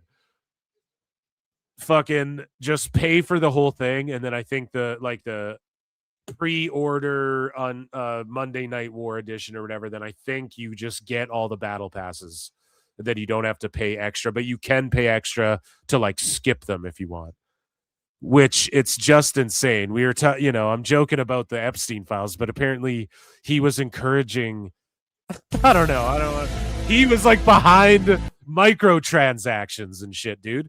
It's Gamergate 3.0, I'm telling you. But I'm actually pumped for 2K, though, all jokes aside. And creepy, weird, scary shit aside. Yeah, I'm pumped for it. So, listen, here's what I'm pumped for on this. And thank you so much. I really appreciate that. I acknowledge you, Juan Tenta. Acknowledge me. So, here's the thing with Dynamite, okay? Mox versus Davis. I like how they've been presenting Davis and Doyle. I like the name of the team. I like their look together. I'm not going to lie. Tone actually kind of cooked with this team. And I know that they're not teamed up right now and Doyle's fucking hurt. But my one problem with it is it's just these like balls to the wall matches where like, look at this dude's hand right now. It's busted. Now I get it. People bust. Like, it's not the biggest deal. Cut your fucking knuckle open, have to tape it up or whatever. It's not the biggest deal, but other buddy just got hurt. You know, I get it. They're gritty, tough, strong style wrestlers. That's what people love about AEW and whatnot. Moxley just choked Davis out. Mox wants to have a hard-hitting match. I like the where they're going with Davis and Doyle. Mox is doing his thing. He had a hard-hitting match. Again, he's not getting or putting anyone over. So for everyone who's like, oh, he did all this great stuff for everybody after he lost the world title, he's really been getting everyone over. That's bullshit. Freddie Prinze Jr., you're bullshit. Even though I do like wrestling with Freddie. And Moxley's got the Dumb and Dumber fucking Harry Met Lloyd chipped tooth going on. He's a dumbass. So, you know, this match, pretty good. Hard hitting. I liked it. I'm not going to lie. I did enjoy this opener match. Maybe went a little too long. Again, Mox is not getting all these people over. I just have to dispel that fucking narrative. And he just got another title. And people are cheering him, but they hate his fucking crew. And they don't do anything about it. It's not worked into a storyline. It's just Mox is Carmelo Hayes. He just open title or title eliminator. His, you know, and beats everyone. So is what it is. But I do like the presentation of Doyle and Davis and all of that. So the other thing I liked, but I also don't like, I'm going to explain this. They open the show with what CM Punk tried to do to make Collision more original and like a sports broadcast or like an old Saturday Night Main Event or like a pro wrestling sports entertainment fucking show on Collision. So you remember when they sort of split up the shows and Punk had his own show and FTR was over there and shit, and they would start all of those collisions where the people in the main event and maybe one other guy would fucking talk to the camera, quickly cut a promo on their opponent, whatever. They talk shit. It goes into Saturday, the opening credits, Saturday night's all right to fight. I was into it. It rules. Here's the thing, though. What happened was they started meddling in Collision. The Bucks and Tone and all these guys, I don't know who's at the helm, who should be held responsible, but they started meddling in Collision. And then they started overdoing the people talking at the camera thing, which they overdid it on this Dynamite. They had too many people talking to the fucking camera. It's supposed to be like 2-3 people. If there's a tag team, they're standing together. The other tag team are standing together. Maybe someone featured on the world champion or the TNT, something like that. You don't have 6 people talk to the fucking camera before the show starts. It is a good touch, though, but it's a touch too much. It was a touch too much. They went overboard here on the Dynamite, and you can tell that's Tony's version of what Punk was trying to do on Collision. Am I making sense here? I know I'm sick. I don't know if I'm conveying this correctly, but they started doing that. Punk and FTR were doing that on Collision, and it was good, but they didn't have 7 people talk. It was only a couple people. And then as Punk was sort of phased out and the whole, they're 2 separate shows, once that sort of went away, you started to see at the start of Collision, they would fucking do 10 promos. That's what they just did on this Dynamite. That's Tone's version of Punk's thing that he was doing on Collision. I don't like it when you do it overkill like that, is what it is, though. So speaking of AEW and Tone, let's get into some AEW news. I am going to hydrate a little bit. We have Tony Khan's Cringe stuff, of course. And yeah, we have Kenny Omega versus Swerve. And we have what are they called? Birds of Prey, the Brawling Birds. Instead of the Brawling Brutes, they're just the Brawling Birds. Good name, but like Tone just took the Brawling Brutes and called them the Brawling Birds. Is that not super obvious? One of them's even redheaded, for fuck's sakes. Like, it couldn't be more obvious. I don't know why people guys, Tony Khan. point this out more and more. Not to shit on Tone, but like,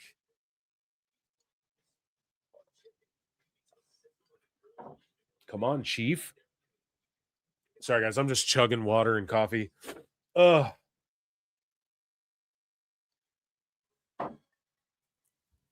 Okay. So good. So good. Can't breathe out my nose, though. It's terrible. So, where are we at here? Let me pull up this chat over here. StreamYard with the glitchy ass chat. We're going to get into the Kevin Nash stuff as well. FTR looks so stupid. The brawling turds. Okay, so let's get into AEW news here. Yeah, I go to YouTube, they all show up in fucking StreamYard. Go figure. Right as that happens. Everyone, Ichi Nissan da.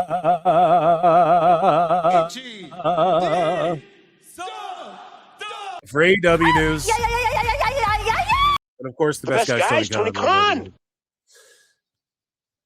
So AEW Grand Slam went down. Aussie fans, I know you're tuned in right now in the chat. Some of you guys, let me know what you feel about this. The Aussie AEW stars hit the nut bush dance at the end of House Rules Brisbane, which this is what you do at a live show. I think this is cool. This is fun.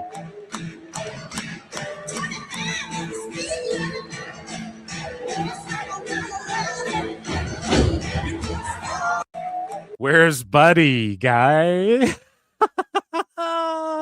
Where's Buddy? Buddy? Fuck, man. I don't see Buddy two-stepping, guy. So, moving along here. Dynamite on Wednesday did a 604,000 viewership. Okay. So Collision just did like a 560, whatever. You know what I'm saying? Or 557 or whatever. So now Collision, when they do like a special quote unquote Collision, it wasn't Collision, it was fucking Grand Slam. So when they do a special show like that, it can rival Dynamite on TV. But we're meant to believe there's 500,000. So did they all tune in on Max as well? Or do the numbers not go up that high on Saturdays, Dave? It's fucking cooked. And there's no way Collision ever beats Dynamite, right, Dave? But what about when they do 50,000 different viewers? Dave wants us to believe that all those people exist on Max. They don't.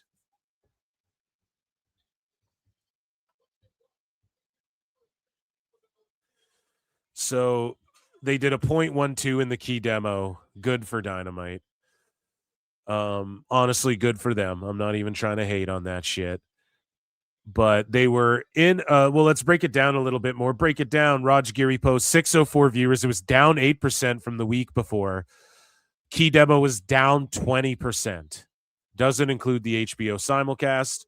The audience was the lowest of the 3 episodes since Nielsen updated their methodology. Okay? But MJF's doing these fucking interviews saying, oh, yeah, we're bigger year over year. And it's like, you're literally not. We can see it. We can look at it. So year over year, Dynamite was up 4%. So there's a little bit. Okay, here's the rare week. I'll eat my words this week, I guess. But typically, this isn't the case. But the key demo was down 25% year over year. So the overall was up 4%, but the key demo was way down.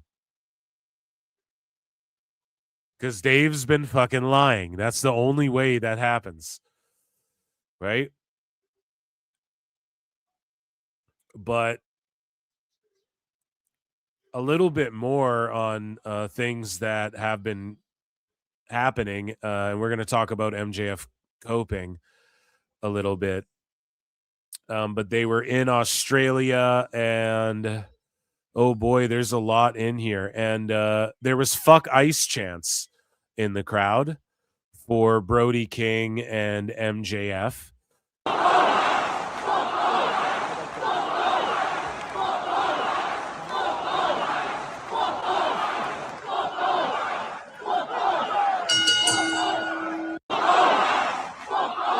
So there you go. And I know that people are touting this like a W, but doing the political thing, it's just divisive.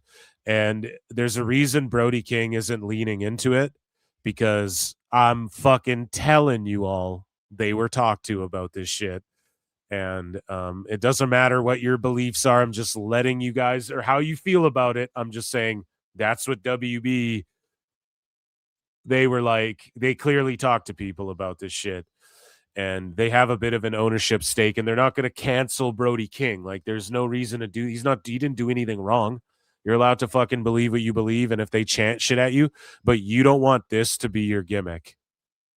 His gimmick is they bark at him. Okay, so they did that to Rick Steiner. They've done that to fucking, they did that to Junkyard Dog. They do that to Braun Breaker. That's like 12 guys' this thing. So what is Brody King known for? He's the fuck ice guy. That's crazy. Like, that is such an L. You do not want that to be your gimmick. You do not want that to be what you're known for. It's a fucking massive L, period. Even if it was like, go ice, that would be equally as cringe. You're the go ice guy. That's, come on, man. It's not about the wrestling. You know, so you can hear the crowd chanting fuck ice right now as I'm talking about this on Dynamite Live. Time cop, if you're listening to this in a clip on another day. So whatever town or city they're in, they're chanting it right now. So that's what he's fucking known for. What happens when that's not a thing anymore? Oh, they'll just move on, and he doesn't lean into it. There's a reason for that. And I'm glad that Brody King's over, and he's over with this fan base. Okay.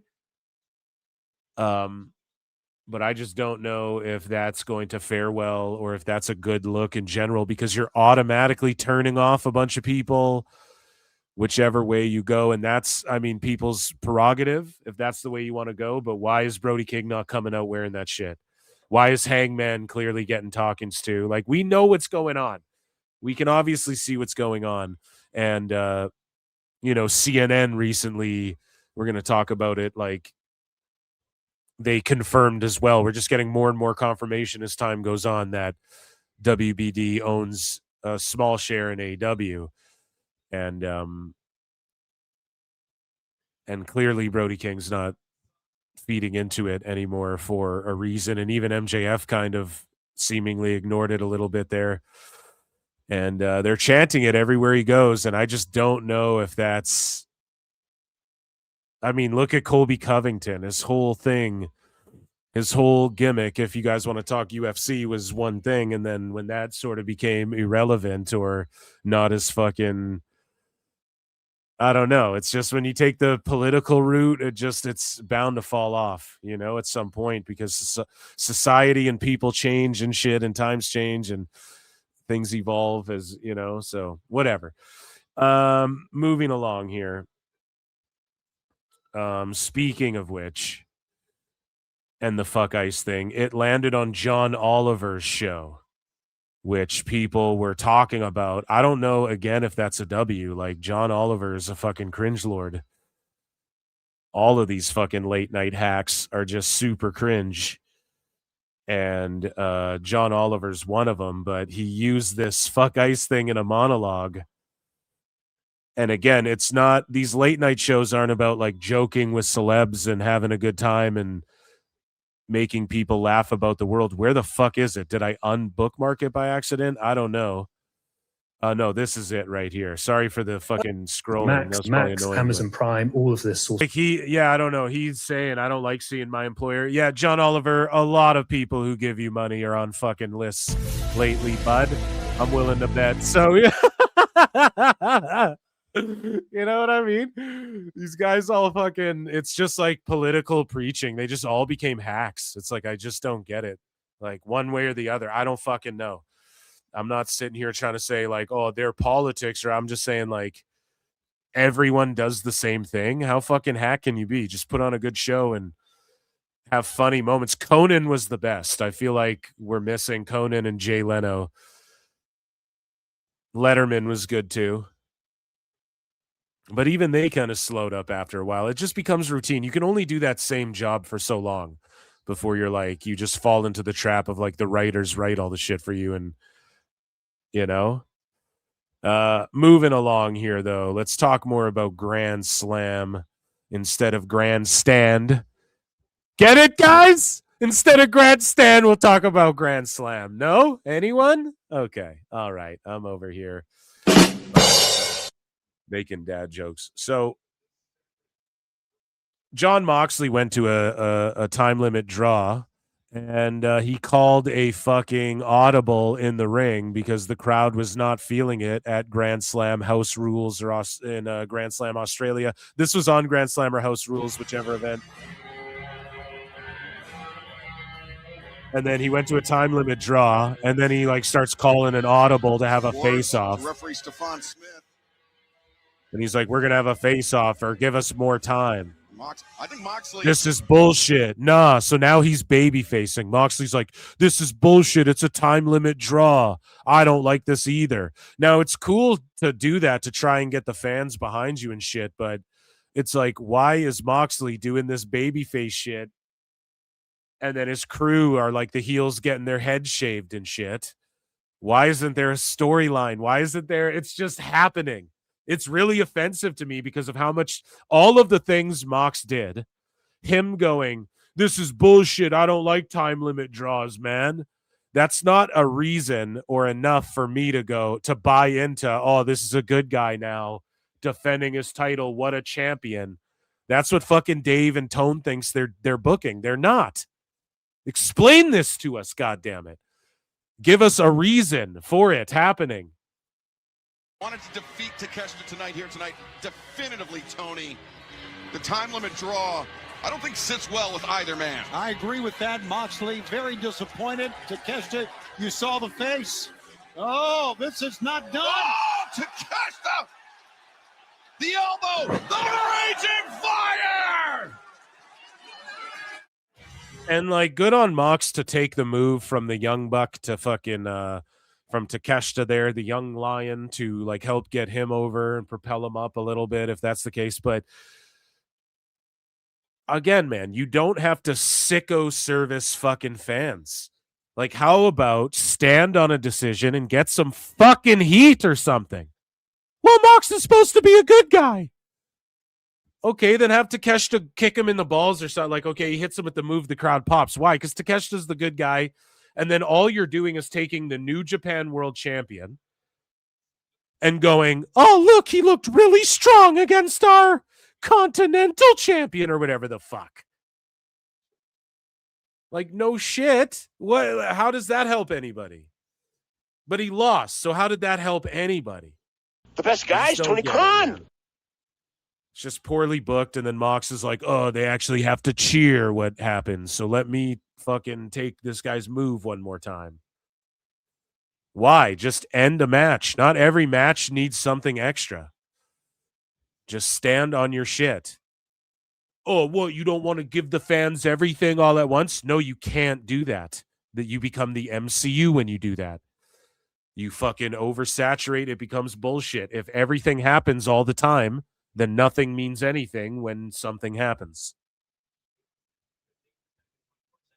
If everything happens all the time, then nothing means anything when something happens. Put that on a fucking... I am telling you, that shit will live in infamy, okay? That's like Homer quotes and shit right there.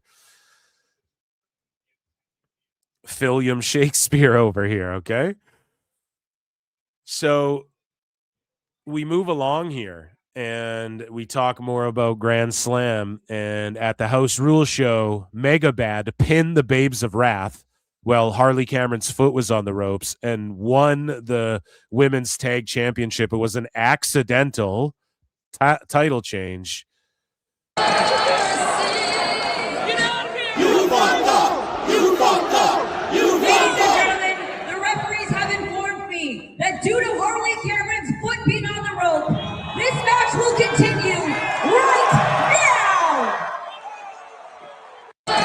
And if it wasn't accidental, maybe it was just that was the plan for the house show. I just don't think Tone's a good enough booker to even think of something simple like that to elevate. But possibly. Speaking of women's tag teams at Grand Slam, and this is what everybody was talking about, and it sort of broke the internet a little bit. Just kidding. But the Inspiration are officially all elite. And people were triggered by this. And I think this is a situation where people have the right to be triggered by this. Because these are precisely the types of wrestlers that everyone would be shitting on if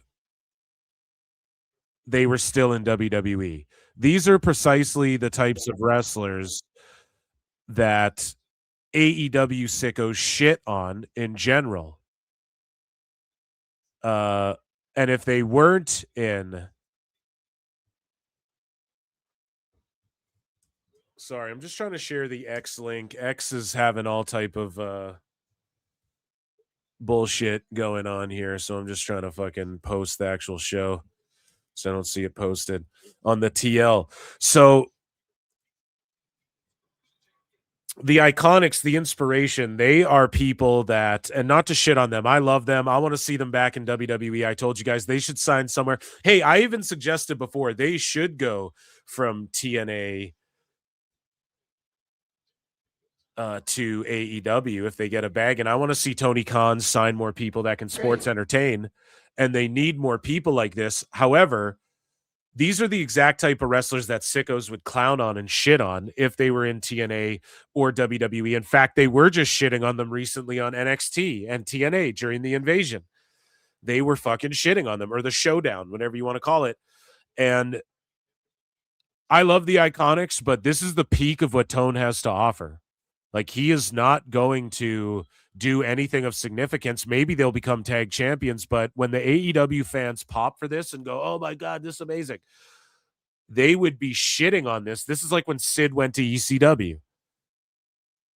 And it just shows how fucking hypocritical the whole gatekeeping aspect and the whole, like, we're the standard bearers, real wrestling. Now, sickos are going to do one of two things. They're either going to greatly reject the Inspiration, the Iconics, or they're going to embrace them wholeheartedly, like what happened here. But this was in Australia. Australia. Welcome home! This is Patty, and this is Jessie, and we are officially all elite!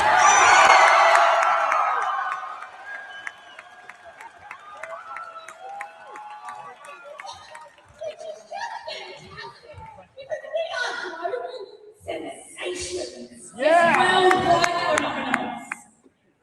Also known as the Inspiration! Yes! And now research. A quest to Found find him. the best women's tag team. They're not even reacting that crazy. And they don't really give a shit. And I bet you they'll hold those women's tag belts. But that's what's going to happen. Or they're being brought in to introduce ROH women's tag belts, which I could totally see Tone doing without question. If those don't already exist, those might already exist. And I don't even know, because there's too many titles in AEW and ROH. And ROH, I just watch when they have like one of their PLEs, like one of the, Final Battle and shit. Like, that's from before Tone's time. So I got to check it out. But this is all I'm saying. These are the wrestlers that AEW fans reject vehemently. If any casuals were to see them and go, oh, I'll check this out. Well, they shitted on them when they were in NXT. They shitted on them when they were in WWE. And they shitted on them when they were in TNA. Point blank. The people that AEW caters to, and the fans gatekeep and go fuck off, and this is real wrestling. And these girls were literally getting clowned on their AMC TNA debut when they dropped the titles. On their AMC TNA debut match is what I meant to say, rather, when they dropped the titles, right? So I don't want to hear people getting excited for, or I do. Like, I don't mean to shit on them. Good for them. But, like, fuck's sakes, man. How hypocritical does this fan base got to be? Who's going to stand up and go, yeah, it's an L if our fan base cheers this shit on? Let's be honest. They need to turn them heel. We don't like these types of sports entertainers around these parts. We don't like your kind around here. Sports entertainers around these parts here. Right? So I love the Iconics, and I want to see them win tag gold all over the place. And good for them. Like, this is what they need to do. Just be kind of part-timey models who also get paid a lot of money to be pro wrestlers here and there. That's what they kind of want to do, and they've been doing, which I'm all for. I'm not even against that. I'm just saying, like, the fan base. What the fuck? You guys didn't boo this out the building? These are exactly the type of people that not only have the sickos clowned recently, I think this year, they were clowning them specifically, but they are the type of wrestlers that they claim they hate, like sports entertainment slop or whatever they want to, fed slop or whatever they want to call it. So it's quite interesting to see the hypocrisy on display once again, as it were. Speaking of Grand Slam, everyone just close your eyes while I scroll so you don't vomit. We had their crowd or lack thereof. And who knows if this was from the start of the show or what, but Backstage hallway? it looks empty as fuck. This looks like before the show even started. But this is just a look of the arena that somebody posted. Yeah, this is well before the show started. But look, they went and filmed the ring. Now, I don't think the ring was super tiny. I think it was a standard ring. Or maybe they closed the space between the barricades. Maybe they used the smaller ring. But this is how the way the bars are constructed here. Or maybe I'm off on this, but remember Tone was like, well, AEW rings are built a special way, so... Or is this a 16 by 16? I think they just closed the gap between the barricade and the ring. I'm not sure. Is this another ring gate? Is this another ring gate? I don't know, dude, but I feel like they're showing off the ring to show, like, we actually brought a ring this time. And it's so funny because Tone's cope was like, well, we build our rings a very special way that no one's built a ring before. And it's like, all right, then fucking build one in Australia. It can't be that expensive when you're this much of a fucking billionaire. Like, find someone to make one in Australia then. What's going on? You can't find somewhere to store one in Australia? And you're talking about going to Australia all the time? Doesn't even fucking make sense, buddy. So we talked about the ticket sales and whatnot, and fans received free seat upgrades at Grand Slam Australia. So that bitch was empty.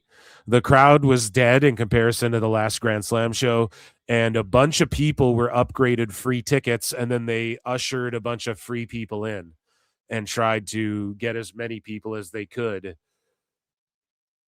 in the building for free. And it's just a slap in the face to everybody who bought fucking tickets previously. Imagine you spent $200 because they gouged. Imagine you spend $250 per person. And then they're like, oh, we'll upgrade your seats and shit. And then they just let a bunch of people in free when you would have been perfectly satisfied with your $200 seats if everybody paid $200 seats and it was packed. It's fucking crazy. You can't do a fire sale last minute, Tone. Like, it fucks with your fans. It just lets people know to wait to buy tickets and that you're a free company that gives away free fucking tickets. And it was massively down, and we're going to see Wembley's about to be one of the most papered fucking houses of all time. And we'll talk about Wembley in a minute here, but fans also called out the limited merch at Grand Slam Australia. There was sold out. There were sold out titles and limited merch there. Someone actually took a picture. Let's see if Ringside News actually posted the fan picture. But there was a post of literally like one type of fucking shirt. So huge lines for merchandise. Here, let's look. Yeah, we have a bunch of posts. Shout out Ringside News for this, and let's watch some shit. So here's the lineups for merch. Huge lineups for merch. Obviously, you paid that much or you got ushered in for free to this event that fucking nobody gives a shit about. You're obviously going to, like, you're a sicko in Australia if you even know about AEW. So obviously you're going to grab some merch, right? Or you're going to at least check it out. Grand Slam. So this guy says Grand Slam actually got the worst merch stand I've ever seen. Holy, buddy. Pulls the Canadian. Holy. Was waiting in line. I was waiting in line for like 15 minutes, then realized they don't have anything decent. So I left. Laughing me arse off. So merch situation at AEW seems to be the same as last year. Things already sold out. World title in AEW, it's for the sicko shirts. You would have thought they would have learned from Brisbane last year. For fuck's sakes, man. We're not asking for special treatment, just a fair opportunity on merch. This is the fan reception. Like, Tone, you stink. Jesus. Tone stinks. Get somebody better on fucking The best merch. guys, Tony Khan. Get somebody better fucking marketing and promoting. Spend the money. Dave's saying you're getting 3.6 million every week. So you can't. I wonder if it's incumbent upon he has to be live and he just worked himself into a fucking shoot, brother, to where he has to go live unless there's like unforeseen shit or there's like an X amount of pre-tape shows. Like, I'm curious. Just go to Australia for 2 months this year, doing house shows all over, smaller venues, little whatever places. Film Dynamite and Collision, pre-tape some shit, go live for 2 of them, maybe 2 a month, once a month, tape the rest. Pay the dirt sheets to not spoil shit. You already do that. Co-op them and give them free interviews so that they don't leak your shit. You already do that. And just start actually building up a fan base there. Go to the UK, hit every fucking... We want to go to Paris soon. What the fuck? Why? Because WWE went there and UFC's there and TKO left an imprint and they spent time building the markets there. Why? Why do you want to go to Paris? Just because you can? Then spend the money on actually building it up.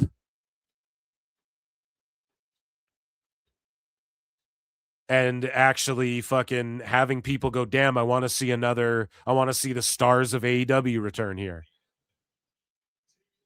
Like, actually hit these places, do cheaper shows, fill up smaller buildings, do TV, shoot some YouTube programming, tape some fucking shows, rotate, tell a good story, rotate your roster that way a little bit, and then go there. Do it in Japan, do it in all these places. You're getting all these millions every fucking week. Do some house shows. Start doing house shows in America, in Canada, in the UK. You have all this fucking money. Start doing it. Your sets aren't getting better. The production's getting worse and lazier. You're doing smaller venues more and more. Why not just fucking do it? I don't get ahead of the game. Beat it to the punch and then start the rebuilding process that Dave Meltzer says you're in, but then also says you're beating Raw and fucking MJF goes, everything's up year over year. But Dave's saying you guys are rebuilding. Dave calls your boss calls Dave. So you're all not on the same fucking page. And everyone points it out. And you know what I mean? You just want to argue against it. Why do the fans got to clamor for good merch? Your marketing's fucking terrible. Get away from pro wrestling tees, and get down with pro wrestle tee. PWT. Okay? Get out with the pro wrestling tees and get down with the PWT. That's great. And like do your own merch shit. Work out better merch deals for guys. Make sure you have merch in Australia and of size standard fucking pro wrestling rings. Like, what are we doing here, man? It's a shit show. Why was there not enough merch there when you already didn't sell a bunch of tickets? So imagine if it was as big of a success that Tone thought it was going to be. You would have ran out of merch. It would have been 10 times as worse with the little amount of merch you had there. Or did Tone just go, fuck it, and they just don't care what they send there? And Pro Wrestle Tees can't fucking produce enough product and ship it out there in time for the fans. Like, why are you shortchanging them and then gouging them on the ticket prices when there's no demand there? It's fucking crazy. So this guy says, we're not asking for special treatment, just a fair opportunity for merch. Please remember the everyday fans who make the atmosphere what it is. We just want a shot at the belt, no pun intended. This guy says, AEW Grand Slam merch is a huge letdown this year. Really average stuff and limited options compared to Brisbane. Also, we no longer get a $50 merch voucher, but a bucket hat instead. So, like, why are they downgrading? Why is Tone downgrading? Tony Khan. We need to see Tony Khan go on Caleb Hammer financial audit. So Sioban says, how the fuck is there no Brody King merch? He's in your main event. Fuck me dead. You're fucking kidding. What's up with their merch department? None of my wrestling shirts fit me anymore. Too big on me now. Thanks, weight loss estrogen. So now I'm just wearing a hate breed shirt to AEW Grand Slam as a way to signify I'm down with Brody fucking King. The Australia merch they got is fucking gross, piss yellow and green fishing shirt with the shape of Australia with the AEW logo in the middle. And this is the problem too. Their merch is the cheapest, laziest, fucking slop, man. AI. They were making these AI fucking shirts. They were garbage. Now they've gotten away from that. Whoever's doing their shirts now is better. They always go with the lowest hanging fucking fruit for the slogans. And they just go with the lazy, we're in your town shirt. WWE, they have the like 316 in your city. Like they obviously do the city focus shirts, RKO in St. Louis and all of these things. Yeah, they do that. Absolutely. But they do it at a fucking way. Like they have all these partnerships, and let's say they've hogged those up so AEW can't get any of those. That's totally fine. But they at least do it at a way higher level where their designs are nice and shit. It looks like shit you'd buy and wear around. With AEW, it's just the most generic EA Sports. It's in the game. You know when you guys get like EA games like NHL or like Madden or fucking FIFA, right? And then you go to create a custom team and it's just all the same logos copied over in each game, and it's just the same 10 logos every fucking year, and it's just like generic. Oh yeah, here's the continent of Australia with like their flower or like a kangaroo in the corner, and you can just slap that on a jersey. It's just generic shit, right? And then this person's calling it out too, saying like, yo, like I get it's our colors and everything here, but bitch, you ain't John Cena. This is some fucking, bright yellow, piss yellow garbage, easy fucking generic, like 6th grader level idea of hack fucking idea for merchandise. What the fuck? Like, we're people. We're not just like, I don't know, man. It's like they go to the UK and they have these fucking bruv jerseys and shit. And it's like, yeah, obviously you want a bit of that stuff, but they're also just wrestling fans. Like they're people, they're people like everyone else. Offer them sweet looking shit that isn't like an ECW ripoff or something. So it's crazy you have that many instances of people calling out the merch. What a fucking L. Honestly. And I'm one to talk. I still haven't rolled out fucking merch. So while they were in Australia, Kyle Fletcher showed up at PWA Coliseum in his home of Sydney, Australia. He is the AEW TNT champion. He is the Bruno Star. He is Kyle Fletcher.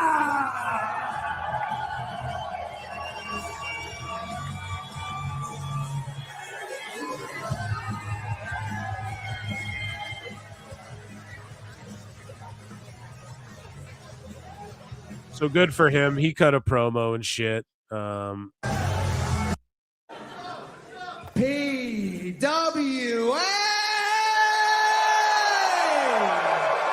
Say my full name! That's cringe. Oh God. That's super cringe. So MJF is showing up at HOG Wrestling. Hangman at Revolution. And he's going to take on Zilla Fatu for the Crown Jewel Championship. So you got your quote-unquote top guys and your champions just working indie dates and shit. Zilla Fatu. People think you're next up. People think you have the potential to be the next big Samoan sensation, like The Rock, like Roman. Big shoes to fill, my friend. You know what I think? Gosh, I think you're just another sloppy Samoan Nepo baby back bitch. And I'm going to prove it. I'm coming to House of Glory and I'm putting the grandest prize of them all, the Triple B, the AEW World Championship, on the line. My friend, when this match is over, you'll be done getting on your hands and knees praying to the tribal chief, and you're going to have to start praying to Big Hebrew. His fake tan is wearing off a little bit there. The lighting's really fucked up. But here's the thing, man. Why are people on indies getting world title shots at AEW's world title before people in AEW and shit? Like, it doesn't even make sense. It's so fucking stupid. It's actually kind of cooked. And we're going to talk about MJF a little bit more. You know, Tony Storm and Orange Cassidy were out there doing a bunch of press for Grand Slam Australia and whatnot, and they weren't on Fanatics, but they were called on Fanatics View, or they were on something called Fanatics View. Pardon me. Yeah. How's your relationship with Tony Khan? He's a wonderful. Oh, no. Sorry, I wanted to play this after. Editing Phil. Whoop, whoop, whoop, whoop, whoop. We're editing that. Yeah, I wanted to play that after. That's in the Tony Khan section because we do have some cringe. I want to go over some of the boring stuff like the ratings and attendances, but I just want to make sure I cover everything from Grand Slam first. So in other indie / AEW news, the Inspiration will be heading to TJPW on March 29th to challenge Wakana Yuihara and Yuki Kamifuku for the Princess Tag Team Championship. So they're going to put some work in this Japanese match. Meltzer's going to give it 5 stars. And then they're going to pretend like, oh, these girls can really go and they're really good wrestlers now and shit. I swear something like that is going to fucking happen. Also, Lena Cross, another Australian star, became All Elite. And instead of introducing her in any type of way, they put her out in front of a fucking crowd. Nobody gave a shit. And then the commentary goes, oh, well, she was on Collision once before. We haven't seen her since, Taz. Like, buddy, introduce her in a more clever way. Like, this is retarded and doesn't work and doesn't get over. Nobody gets over. God damn it.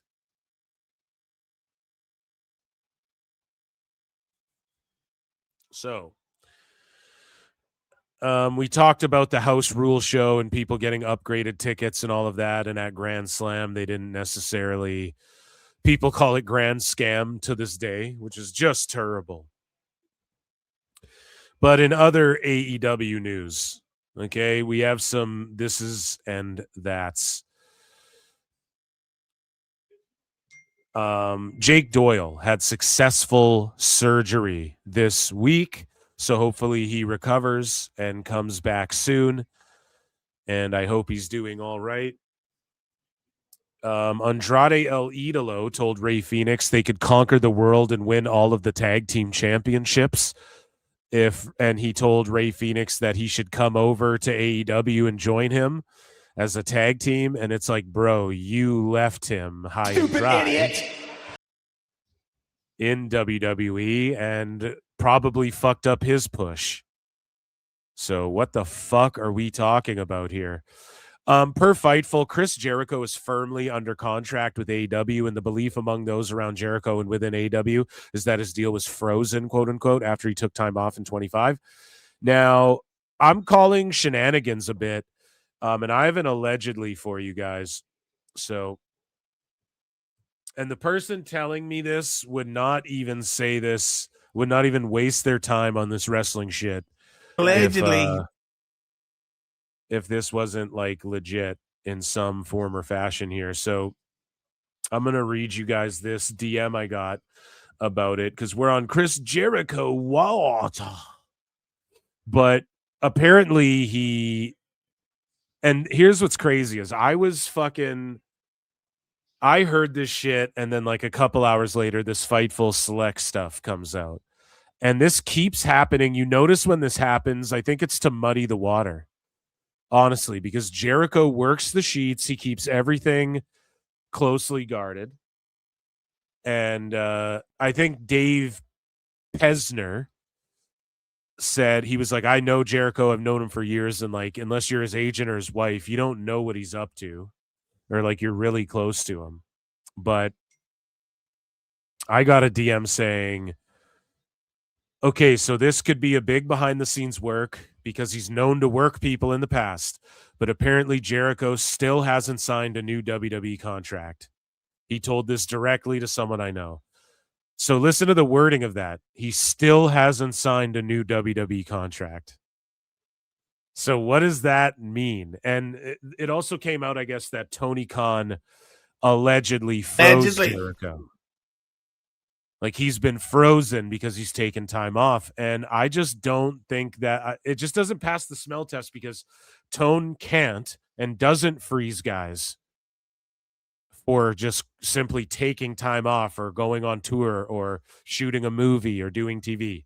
He can't and doesn't and won't freeze people for doing that. If you get hurt, that's another conversation. But even guys like Edge and them, I've heard rumors. This is all rumors and innuendo. I've heard, and I'm not a dirt sheet, that guys like Edge, even if they get hurt, they're not frozen. And I was curious about, does Edge have another year and shit? And then they're talking about, well, his deal could be up in September. And that lined up with exactly what I was saying before. I think I'm pretty spot on. I've been pretty spot on with like the contract shit. Okay. Let me just say this right now. I don't think unless, and it's not outside the realm of possibility that Jericho, it was unplanned time off and Jericho agreed like, yeah, sure. If you keep paying me, I'll freeze my deal. If you give me this time off, Tone, because we didn't plan on taking it off. But I've also pointed out that Winnipeg Dynamite is on April Fool's Day. It's true. Now for Jericho, him returning to AEW is an L. Period. He has to go to WWE, and I'm going to tell you why. No one gives a fuck. So here's his dilemma. No one cares if he goes back to AEW, not even AEW fans. They were chanting, please retire, Adam. They don't give a fuck.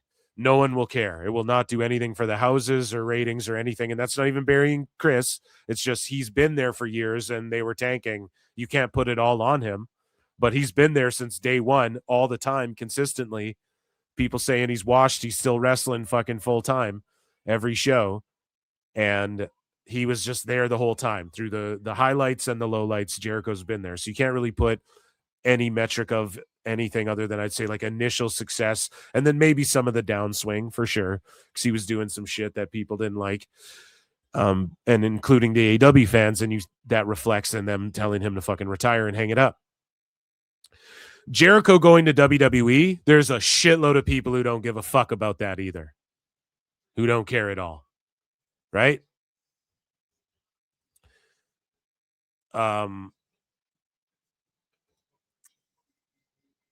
But there is a lot of people and a lot of casuals who would love if he returned to WWE and see him have a retirement. See, if he's in AEW, people just want to see him retire. If he goes back to WWE, there are people who just want to see him retire, but there's a lot of motherfuckers who want to see him have a retirement tour at the same time in WWE, quote unquote, John Cena type thing, or not even that. Just come in for a quick 2-year run, put someone over, get out, or a 1-year run, put someone over, Hall of Fame, get out. There's a lot of people who would want to see that. And you can tell by the crowds, the way they're chanting and shit like that. So this is what I was told. This could be behind the scenes work because he's known to work people in the past, but apparently Jericho still hasn't signed a new WWE contract. He told this directly to someone I know.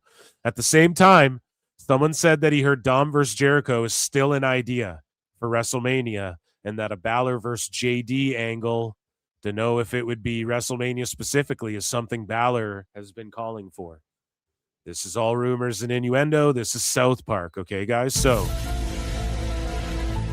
I also think JD, turning on Balor could be the ultimate betrayal that nobody sees coming, because we all see the Judgment Day breaking up a bit, but we all see JD sticking with Finn. However, what if JD becomes the leader of the Judgment Day and helps get rid of Finn? And that could be the heartbreak it takes to unleash the demon.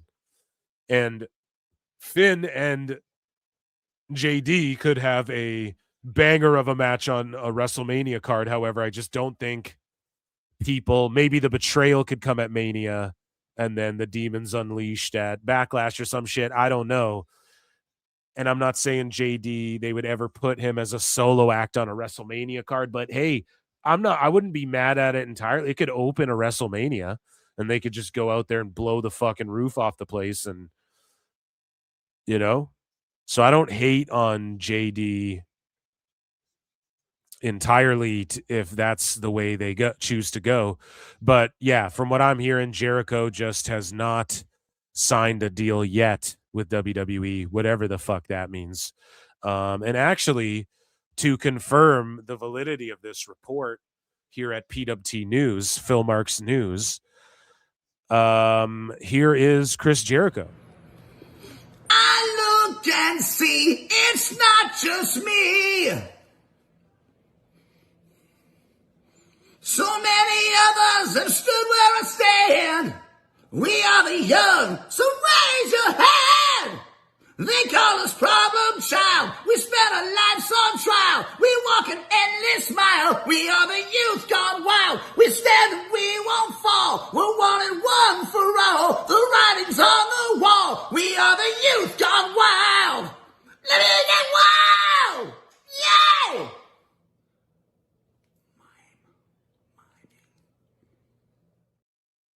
There you go, guys.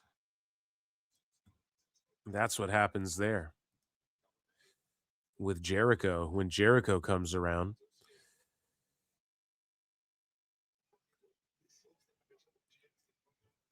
So Willow Nightingale, she appeared on the news, the Hot to News, ABC 10, to promote Dynamite on February 18 in Sacramento. When I started wrestling, it was very selfish, where I was like, I'm a big fan, I love this, I want to do this. And that's where I think the bubbliness and like the wanting to have everybody be in a good mood comes from, because wrestling always made me happy. And so I go out there, I get to live out my childhood dream, I get to smile and wave at the crowd and everything. But then when I get in there and the bell rings, I get to kind of show this duality. It's like, oh, I'm this happy, wonderful woman, but I'm gonna be a champion in there. I'm gonna beat you up and show you why I'm the winner. Yeah. That's yeah, she's definitely someone you want to have on the news repping your company. She looks great. She speaks well. She's got 2 titles. I mean, Tone's got 3 cups, but two belt Willow over here. She just looks great, and I hope that they continue to push her, I guess, and it's weird they did the flip-flop with the titles. Like, I guess technically it didn't count as Bane and Penelope becoming champs or whatever. But Johnny Loves Taya is returning. So they fucking canceled that Hey EW show. But season 2 of Johnny Loves Taya has officially started. Watch episode 1 on the AEW YouTube page. So this is like a little sitcom. And I like the idea, like every Saturday on the AEW YouTube channel. And I like the idea of a wrestling company like using their YouTube channel to give people shows and stuff like this. But what's the budget on it? They just film it. Things are stop and start. PWT Unrestricted. Sorry, that's my show that's coming on Patreon where I'm going to fucking roast AEW Unrestricted, guys. That is coming soon too. And I'm going to call it PWT Unrestricted. But, it's one of like the worst pods ever with Will Washington and Aubrey Edwards. And it's just to keep them happy and busy with something, justify their fucking jobs. AEW Unrestricted, and then Hey EW is actually funny. I'm not even trying to shit on this. It's a good idea, I guess. Johnny Mundo and Johnny TV and Taya Valkyrie, but like, who's watching this? What kind of views does it do?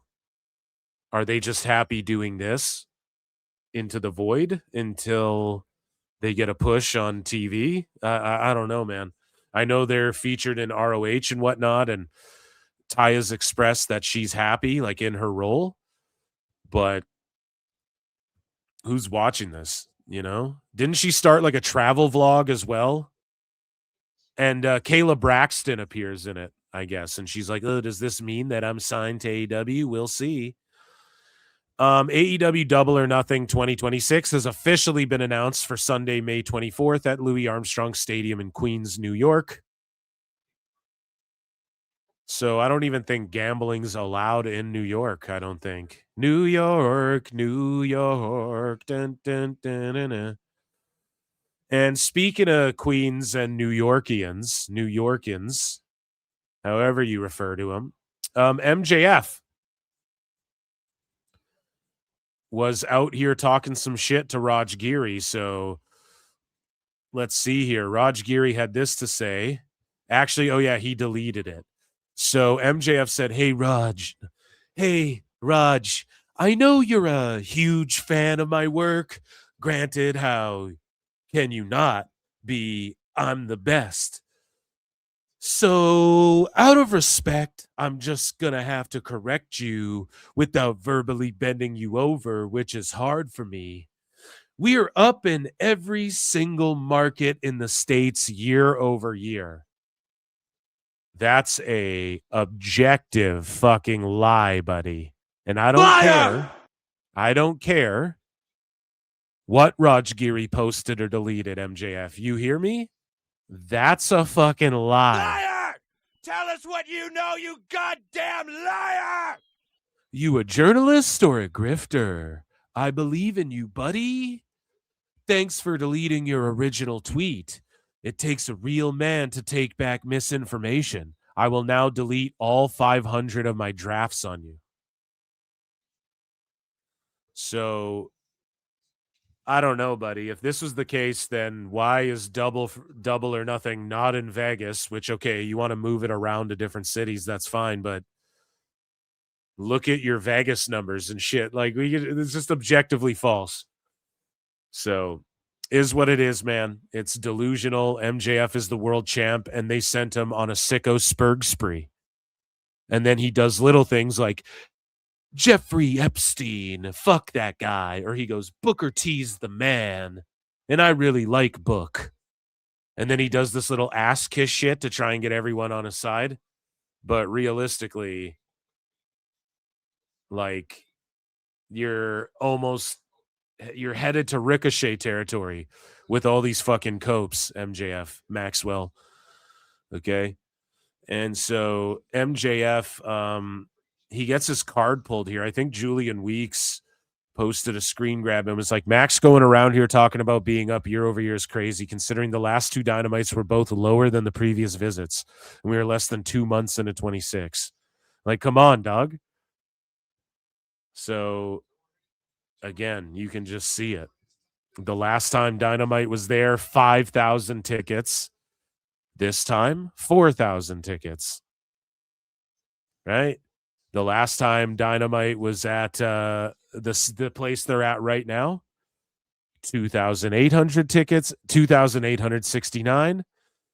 This Dynamite, 2,831 is the configuration for the sellout. So like about the same, but lower, right? So if they sell out this setup, which it doesn't even look like they did, or they may have just barely, then you're still wrong, Maxwell. You know what I'm saying? Like, you're still wrong, buddy. And we just started 26. It's a fucking cope. Like, quit coping. It's whatever. I don't actually blame Maxwell. Like, you got to put your company over. But then, like, why is Raj? You are coping and seething. You just can't accept what you're seeing. Yes, you're coping and seething. The truth it is scalding, and now you are molding and coping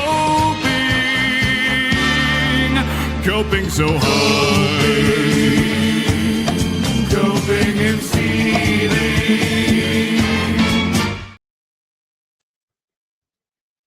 So MJF says AEW is in a better place after Problem Children left.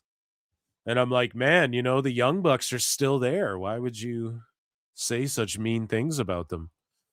You know? And so in boring TV ratings / attendance news here,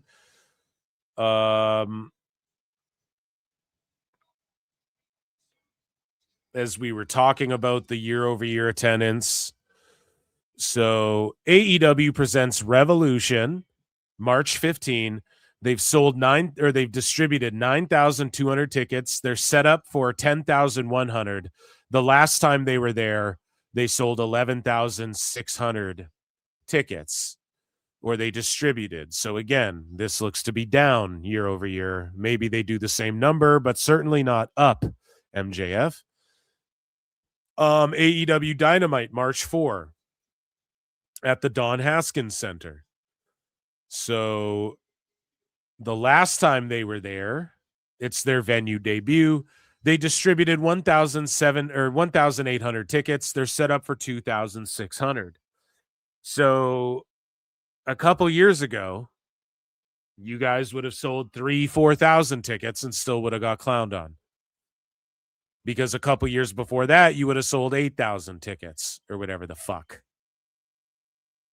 So it's a bunch of bullshit. Grand Slam last Saturday did 561 with a .10 in the key demo. So NXT whips Dynamite's ass. NXT beat this Grand Slam. This Grand Slam slaughtered TNA. But this is a huge number for a Saturday show, which some people are saying, oh, it's like Collision. It's just basically a glorified Collision. Now, I disagree. But 561, man. That's about what Dynamite does now. So there's still a lot of people who won't tune into a Saturday show, but there's like 250,000 of these fucking sickos who float around. They pop in when Dynamite does something hot. They pop in when Collision does something hot. They float in and out. They're AEW casuals, dude, and that's totally fine. But this is a great number for Collision. Good for them, or for AEW on a Saturday. Good for them. But it doesn't math when it comes to the Invisible Max numbers. So does this mean this show did well over 1 million viewers or whatever the fuck? I just don't buy it. I just don't buy it. And that's what Battle of the Belts should have been. It's funny how Tony just fucked that all up too. AEW Dynamite, this is tonight. So again, the venue they're in, their last Dynamite, so they did beat it. Okay, here's one where they're up. So they outsold 3,007. 3,007 was the max setup. They beat it. They're up year over year by like 150 tickets. We'll give them in this market. So I guess round of applause for MJF and Tone. They sold 150 more tickets.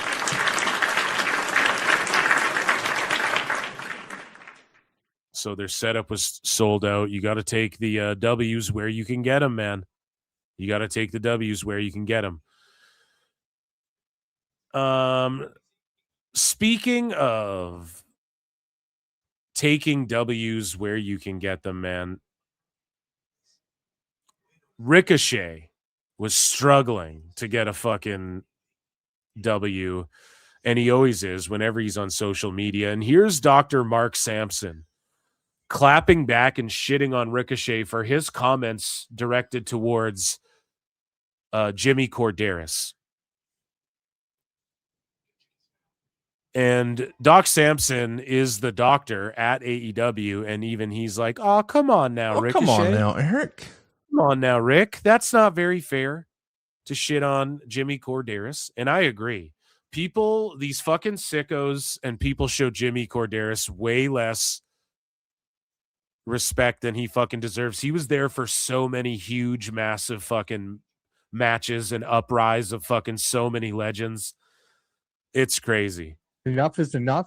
And the only reason I'm chiming in on this, Chance, is for this one reason, is disrespect to Jimmy Corderas. Now, Jimmy Corderas, for those who may know or not know, one of the most tenured WWF, WWE referees in history.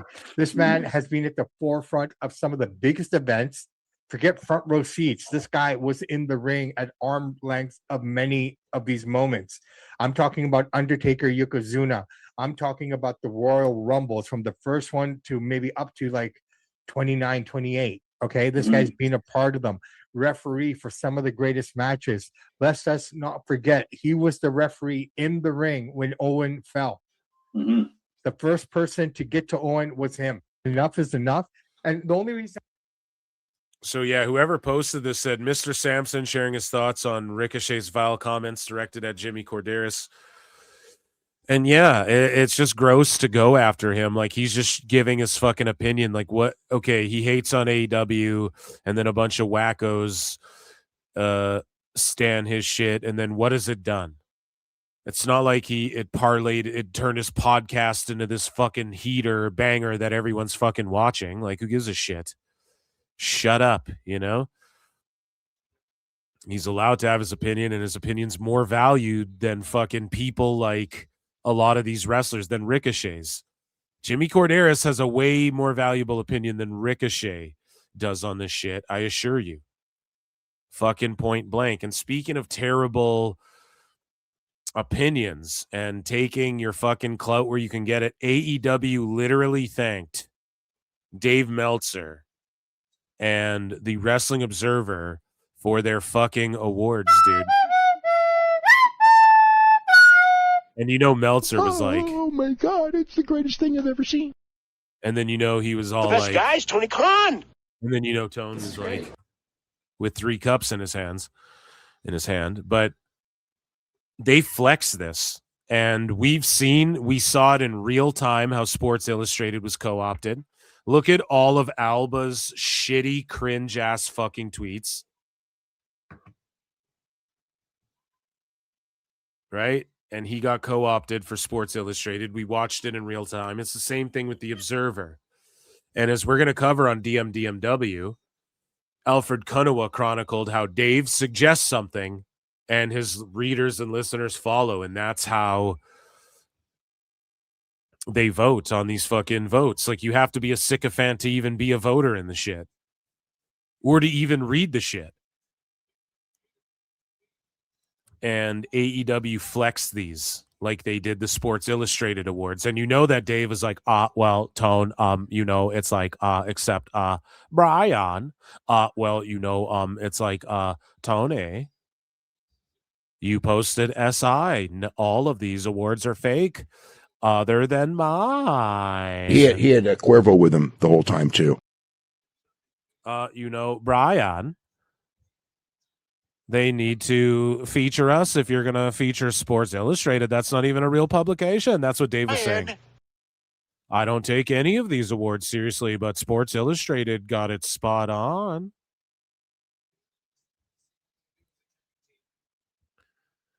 Fucking completed. Or, you know, the young superstar, you know, babyface, you know, that former heel thing. So, And it is just what Dave likes. That's what his people, his sycophants, vote. And Tone went ahead and posted this as if it was some sort of flex. You know? And it's pretty goofy. I'm not going to lie. What, am I fucking blocked by these idiots? What's going on over here? Why can't I remove that shit? So, in other controversial news, CNN confirms in an article that WBD owns a minority stake in AEW. So just confirming what we kind of already knew and what we've known for a long time.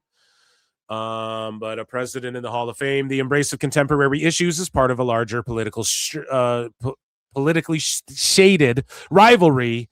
I'm a dumbass playing out in the industry between the 7-year-old AEW and the industry's ruling juggernaut for generations, WWE. WBD, CNN's parent corporation, owns a minority stake in AEW. So just confirming what we already know. And I think, again, we're going to learn that they've just been peeling off the top, peeling off the top, peeling off the top, peeling off the top. And speaking of peeling off the top and being co-opted in the Wrestling Observer, Dynamite Dave, and this is and will be in Dave Meltzer's Dumb Moment of the Week. We'll talk about this again a little bit tomorrow, but he's already launched his defense over the CMLL tag rules, and we're going to roast Dave more tomorrow. Time cop. But you guys remember when Dave Meltzer was saying, and we covered this on DMDMW live every Thursday night. Remember when Dave was saying that AAA and WWE getting in bed together, WWE co-opting AAA and owning them would fucking like begin the mark of the downfall of Mexican wrestling and Americanizing Lucha Libre and all this shit, right? And then what happened? Well, CMLL has abandoned their fucking captain rule for tag matches. What's missing here? CMLL confirms they've dropped captain rules, and all matches are now one person on a team gets pinned to end the fall. So Dave Meltzer went out there and said, yo, WWE's going to kill Lucha tradition and all this shit. And then you see Tone going out there and taking pictures with Wheeler Yuta and fucking Claudio and the CMLL belt on Collision, trying to steal their fucking history. And then not only that, he's actually changing the fucking rules because they're trying to Americanize this shit, CMLL is, by removing the captain rule. Where's Dave's article talking about how doing the doom and gloom, right? So in CMLL trios matches, each team designates a captain. A fall is won by pinning, submitting the opposing captain, or by defeating both of their teammates. Matches are typically 2 out of 3 falls, and if the captain is pinned, the entire fall ends immediately. So they abandoned that rule, and it's just first fall to a finish. And again, we're going to fucking cook Dave for this shit. But, you know, he talked about how in Mexico, CMLL is trying to portray this as they are your local promotion, giving you the product that's part of your culture. AAA is being run by outsiders with no regard for that culture. Paul Levesque saying AAA will continue to be traditional, even though AAA never was in the first place, is the attempt to counter that impression. Like, look at this crybaby, whiny little sucky fucking, you know what I mean? Dave Meltzer's such a cuck. It's the greatest thing I've ever seen.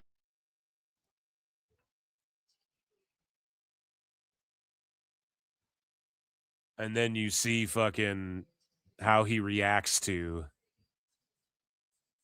CMLL, no reaction when they've removed the fucking captain rule. And why else would they do that? It has to be because of Tony Khan and AEW. There's no other reason for it.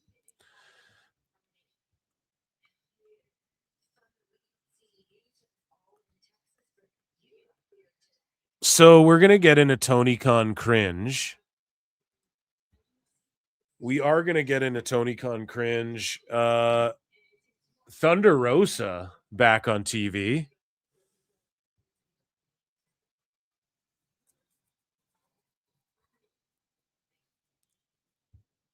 So it's weird. Why don't AEW folks ever come up with their own shit? Someone has a sign there that says "Escape from Palcatraz," and it's because people were calling it Guantanamo Bay. It's like, come up with your own shit.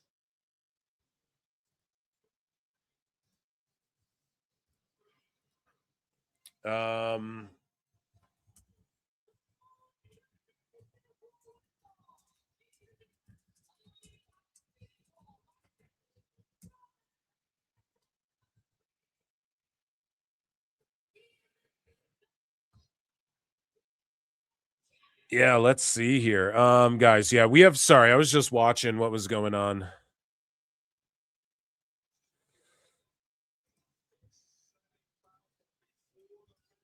Guys,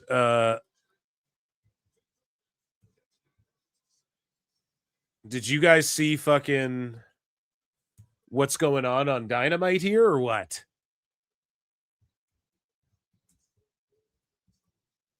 And of course, MJF and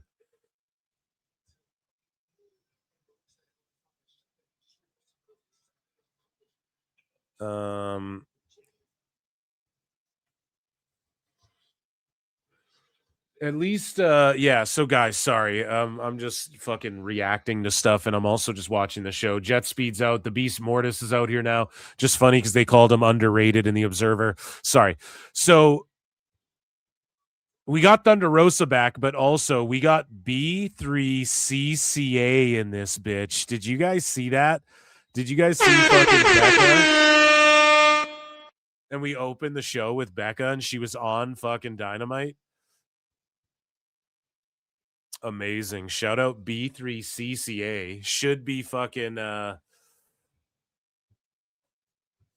should be held in higher regard there. Oh my god, guys, Becca was on AEW. That fucking rules. I mean, come on. Do we have to play some fucking Becca? I mean, that's stellar. Amazing for Becca.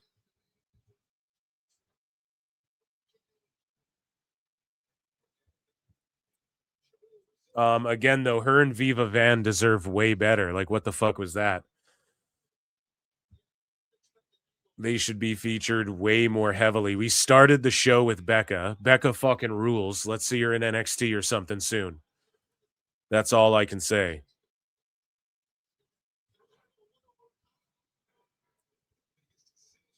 Viva Van's really good too. She had like fucking 14 indie titles at one point as well.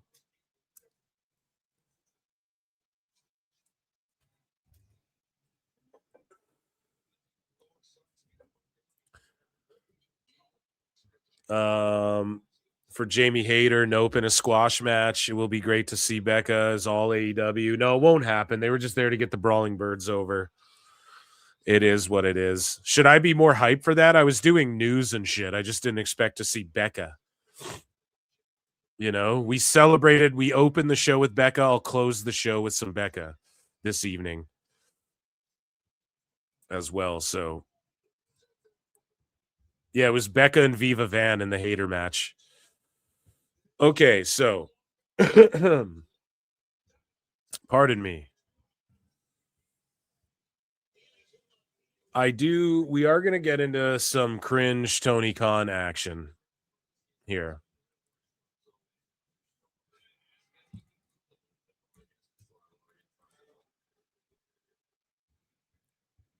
Let me pull this up over here.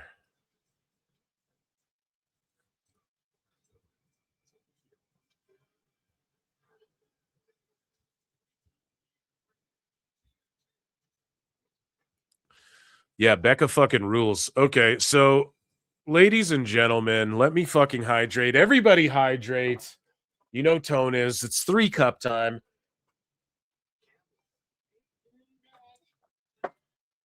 I've got 2 cups right now. One with iced coffee, one with water. And we're going to get into the best guys, Tony Khan.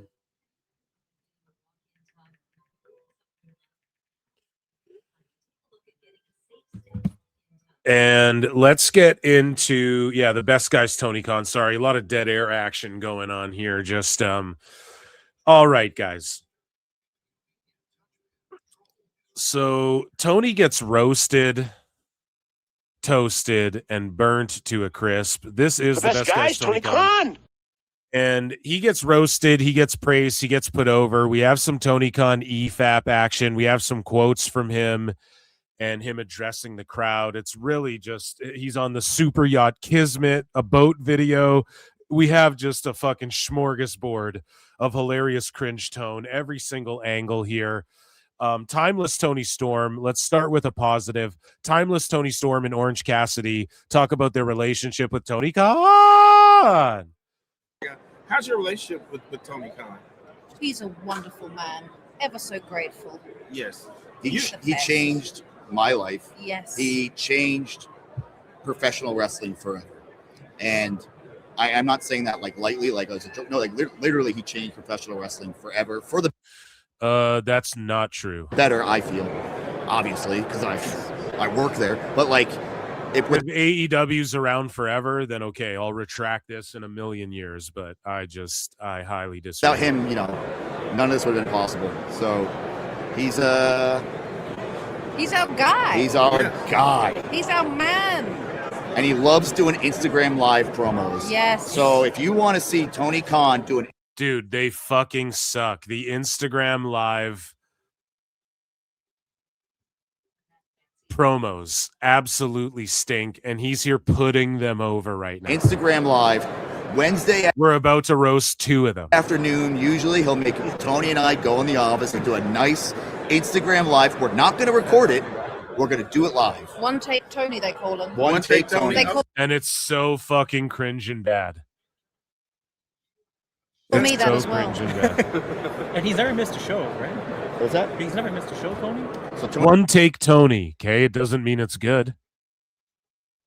Doesn't mean it's compelling or good in any way. Tony Khan is the only person, I think Paul Turner, a referee, might be the only other person to be at every single All Elite Wrestling show. It's crazy. Exemplary attendance. PPL, Rick Fulham, and I've known Tony Khan for about 6 years now. I don't know when he sleeps. I can't tell you when he sleeps. That's not a good thing. That's literally something that everyone criticized Vince McMahon for. And you assholes are sitting here putting it over like it's a good thing. Stupid idiot. Keep the same energy. He does not stop. Next, we're going to find out he's shitting on whores' heads on planes. God damn it, pal. When you're trying to promote and build a company like that, you're not there, so to sleep. You sleep when you die. But it's also all the other stuff that he's like. He's so. Oh, it's also all the other stuff he's doing. Oh, so he's spread super thin, like Vince was, and everyone said that wasn't a good thing, and the television show suffered because of it. Weird. Involved with Fulham. No, but Tony's just better, man. Like he takes Adderall and drinks Starbucks and has $1 billion, even if it fails. Vince failed, and it was actually his money. It was actually his money. So when it failed, it actually meant something. But if Tony fucks up, it doesn't even matter. Billions. His dad's got billions, bro. Like what? How is it different? In the Premier League, he's so involved with the Jaguars. I was just about to ask about the Jaguars too. I was about to say he's on the Jaguars too. Oh man, it's so fucking. I was gonna ask you about the Jaguars. Fucking guy who 5'5" guy, fucking 130-pounder. Yeah, let me ask you about the NFL and the Jaguars. Why would he know anything about it, bud? Holy, who found these guys? And that was them blowing Tony Khan. And here is somebody called Nick Khan. The best guy is Nick Khan, right? Who shits all over Tone whenever he gets a chance. And he was on The Ringer. And he took shots at Tone. So let's listen. In terms of the other wrestling promotional company, they have a lot of talented wrestlers, and we're happy about that. When contractually, they're available to be, talked to and have conversations with, assume a number of them will come over, and nothing but respect for the father who that was way too nice. Finances it and owns the Jaguars and all those other things. In terms of the other, it's low key, subtle, petty shit.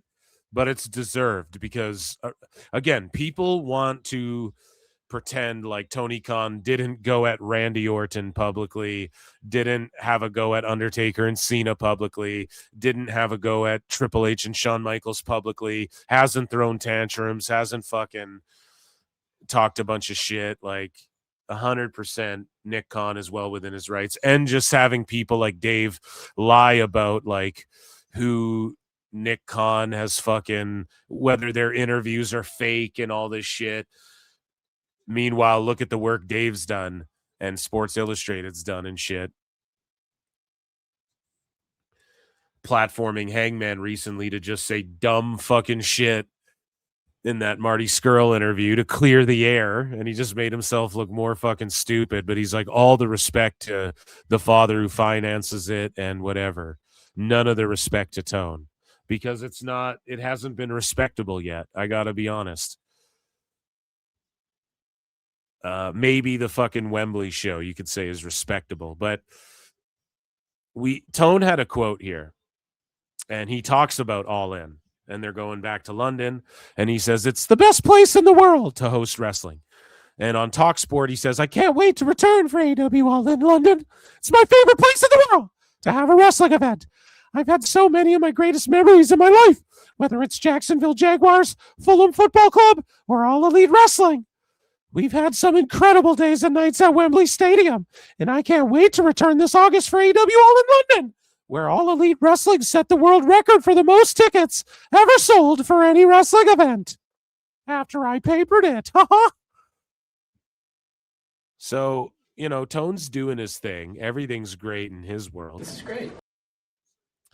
And he's excited to do this show. I just don't think it's going to go off that well. I think everybody's just going to be clowning the papering of the house, and that's not going to bode well for him ultimately in the end. In the end, it doesn't really matter because people are just going to point out how cheap the tickets are, how low the attendance is. Or actually, Tone's going to try and gouge off Rip. And then last second, they'll get a bunch of people. Then Thurston will do a turnstile count, and it's going to be embarrassing. And it already has been embarrassing. But, it is what it is. As far as all of that's concerned. So here is Tony Khan addressing the fans in Grand Slam Sydney. Again, he's terrible at this. This has not worked for years and years. So I don't know how the fuck he gets away with still doing this and people don't boo him out of the fucking building. Let's hear if he tries to get them to chant pay-per-view this time. So great to be here for my first time ever in Sydney. What a beautiful city. It's so great to be here for my first time ever in Sydney. Okay, why would they cheer you, bro? Like, what do you do? Why does that warrant you getting cheered? I had to ask you all, how many of you have ever been to AEW before tonight? How many of you are here at AEW tonight for the first time ever? Well, we're about to have a great time. We're moments away. So great. That's great. We're moments away. Sign up. Chant pay-per-view. Yeah, it's great. Craziness. So on February 11th, we're going back in time to some of these videos we did not EFAP. Here is Tone with Bryan Danielson. Strap in. The best guy is indeed Tony Khan. Tony Khan. And let's EFAP this live stream Tone did. And in this one, he has like an anime picture of himself holding a gun in the background. And it's like a painting he did when he was a kid. This is what I'll look like when I grow up. Wrestling's not fake! Like, what the fuck is this? I have no clue. And he's here with Danielson. And he's cutting a promo 2-cup Tone. So he is double cupping. And let's take a listen to what he says here. Again, just the framing of it's off. One Take Tony. Oh, you guys should go check out these lives he does. No, Orange Cassidy and Tony Storm. Don't encourage people to do that. It's fucking cringe, and he's a cringe lord, and it's going to turn people off. Hey everybody, it's Wednesday. It's great to see you, and I'm so excited about Wednesday Night Dynamite tonight, and I'm so excited that this man is joining the commentary team again for Wednesday Night Dynamite tonight. I can't wait. I mean, there's some incredible matches tonight. I can't wait to see Tommaso Ciampa against Kyle Fletcher for the TNT Championship. I can't wait for Chris Statlander and Tekla in a strap match. I've been in a strap match. It's going to be visceral. It's funny how they just had a fucking strap match, too. People are like, they built up to it, bro. And like, kind of, man. Real. And it's going to be awesome to get because you have a heated feud. It's not enough to be like, well, let's have a strap match just because, like, sometimes things need to come into play. Like, oh, you took your belt off and whipped me and shit. And maybe some of that happened. I don't know, but it's just not enough people watch Collision unless it's a special Grand Slam and shit. I don't know. We're going to breeze through this one because this is from like a week ago. About a week ago. For it. I can't wait for tonight. It's going to be a great Wednesday Night Dynamite. I'm so excited. Brian's going to be back at ringside. We also have a huge tag team match coming up. 3-way tag team with a wild card team coming tonight to Dynamite to take on the Rascals, who are coming off a great win this past weekend in the street fight, and the Young Bucks, who are also coming off a great win this past weekend on AEW Collision. Okay, can you give me a hint? Who's it going to be? Well, it's not that long. We're just hours away. Oh, but I'm dying to know. The show's coming up soon, Brian. You're going to find I out know. with everybody else. It's going to be a great, great Wednesday Night Dynamite. Brian's very excited. I'm excited that we've got Kenny Omega face-to-face with Swerve Strickland, especially after what happened last week. I'm sure you saw it, Brian, with the huge Kenny Omega. I'm sure you saw it, Brian. I'm sure you did, right? You were watching. And Brian's just like, hey, stay wide-eyed and bushy-eyed as long as I can. Omega Andrade match and the finish of that match. Yeah, I mean, unbelievable. I bet Kenny Omega's not exactly happy, and so but Swerve hasn't been super happy with Kenny either. So it's going to be an interesting altercation. So he's sitting there like held hostage. Why are we doing this? This is cringe. Yeah, he doesn't like him, so let's keep it going. He's sitting there like, Tone, you understand, even if this was on TV, this wouldn't work. Well, social media is different than TV, Phil. Well, I know that, Tone, but it's like people want like a quick boom, boom, boom, boom, boom. It would serve Tone better if he did each little match explanation in 1 minute and just with subtitles, boom, boom, boom, boom, boom, boom. And just drop it quick. 1:20 at the most. Here's the matches. Boom, boom, boom, boom, boom. Tonight, and also speaking of altercations and situations, my office is always hectic on the day of the show. People come. Why don't you show us that? Why isn't that a plot point on the TV show? How hectic your office is?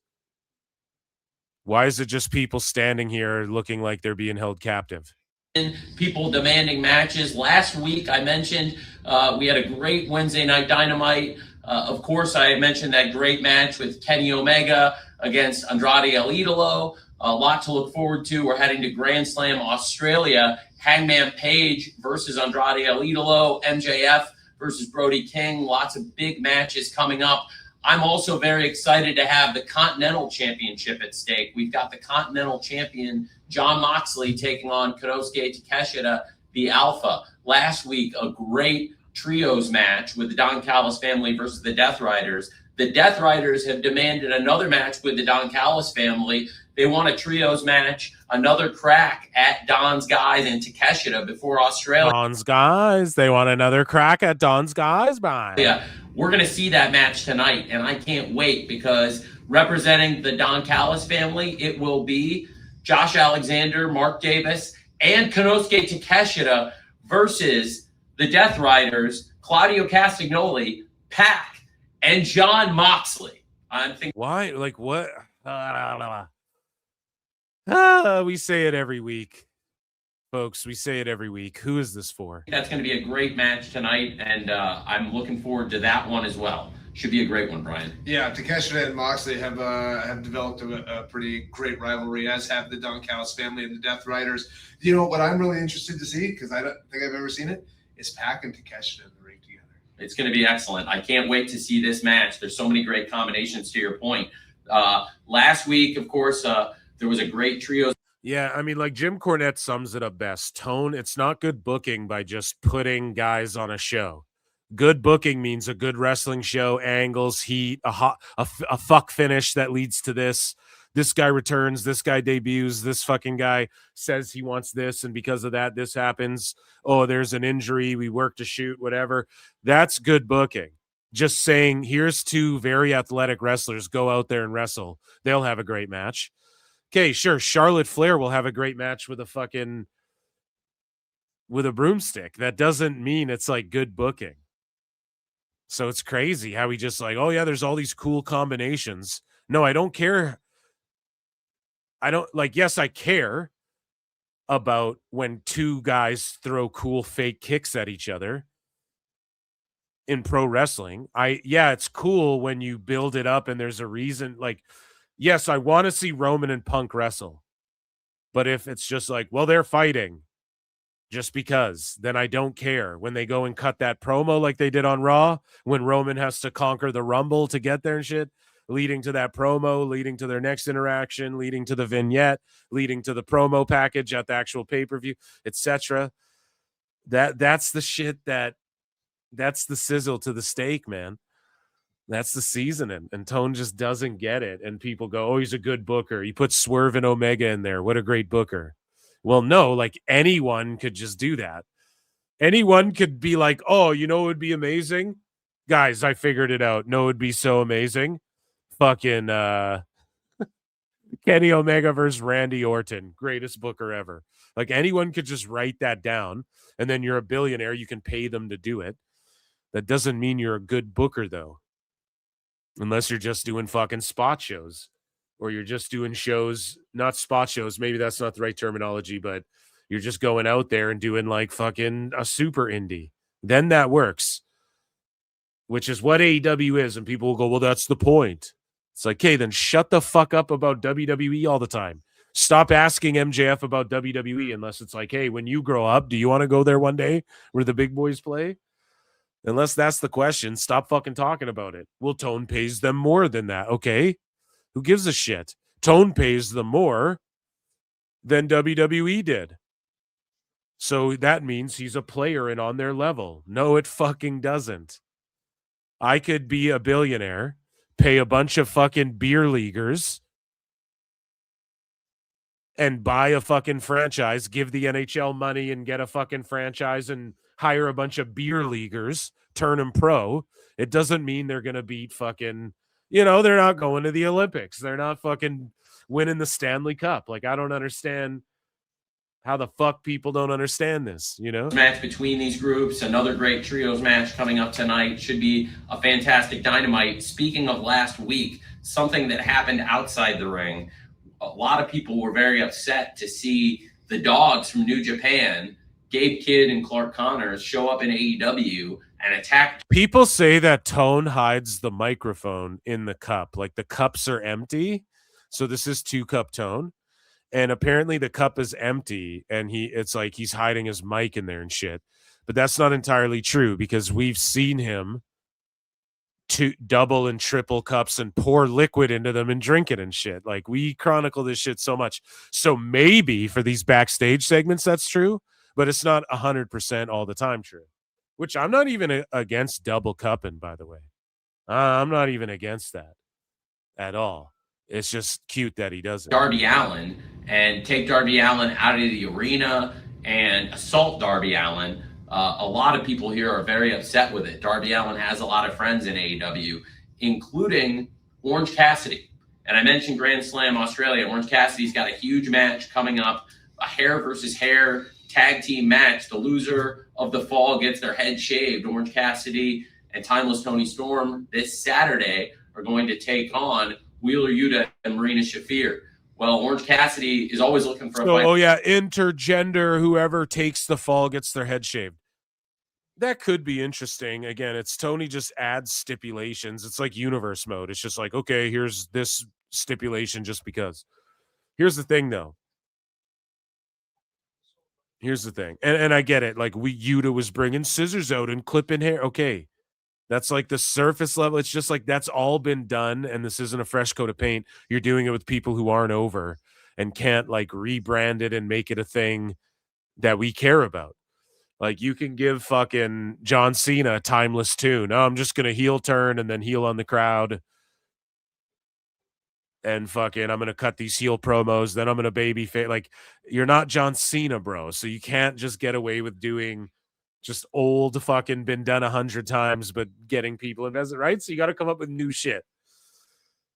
So it's garbage and it's out of nowhere. It's just to get to a fucking hair match. It's not like, you know, did Yuta want to cut his hair? So they're like, oh, well, let's do it in a hair match. That could be the case, but either way, not to harp on that too much, which I can't help myself. But I don't even know where I was going. With the Death Riders, and tonight also, he and a lot of people here are looking for a fight with the Dogs and with Clark Connors. Just saying it's a huge match, though, and then it's intergender and all this shit, and then the one person who takes the fall. It would be a great way also to, like, get someone heat. They throw someone under the bus to get their head shaved, which then can fucking turn into a feud after the head shaving or whatever the fuck. There's just so many ways you could approach it that's kind of new and unique in that situation. Like, I'm not even hating on it. You know, Tone gets some good ideas, like tables and tacks, I thought was a good idea. But yeah, anyway. Being here in AEW tonight, the Dogs have worked with the Death Riders. Tonight, we will see Clark Connors team with Daniel Garcia against Orange Cassidy and Roderick Strong. I think that'll be an excellent match, and certainly Orange Cassidy, ahead of this Saturday's hair versus hair match, he'll be gunning for payback on behalf of Darby against Clark Connors. Yeah, it should be an incredible match, but what I'm really looking forward to is that hair match that you talked about. I am praying that Wheeler Yuta gets his head shaved. Well, we'll see what happens this Saturday, and we'll see what happens tonight. It's a huge lineup tonight, Brian. There's so much to look forward to. You mentioned those big championship fights. So they thought there would be heat on Yuta getting his head shaved. I just don't, like, guys, it's not working. People don't care. The strap match. You've been in the strap match before. You've been in one of the greatest strap matches I've ever seen. You've been involved in some of the great championship fights. You mentioned the big championship fight, Fletcher versus Ciampa. I think it's going to be an awesome show tonight, Brian. It should be incredible. Yeah, I can't wait. I can't wait to see it from ringside. It's going to be awesome. And I'm so you sure sound excited that Brian's back on commentary with us for Wednesday Night Dynamite, and it's coming up very soon, just minutes from now, 8 p.m. Eastern, 7 p.m. It's on minutes from now, so imagine you're not watching the live. Not 160K people watch it live. That's replay. So then you watch it, and it's like minutes from now. I don't know who it's for. This is a 5-minute video, Tone. So what if I tune in 3 minutes late and then it's like 3 minutes? Is this overlapping with Dynamite? Like, Jesus Central, Christ. Wednesday Night Dynamite on TBS and HBO Max. Don't miss it tonight. Oh, man. Cringe. So that was terrible and super cringe. And hilarious. We have a couple more that I'm super excited for. So that was like a week ago, I believe, to the day that live went down. And on Valentine's Day, Tone, wearing his finest Jacksonville Jaguars jacket, say that 5 times fast,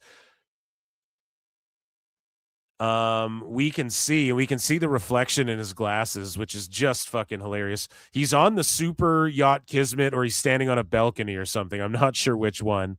Steamboat Tone at it again.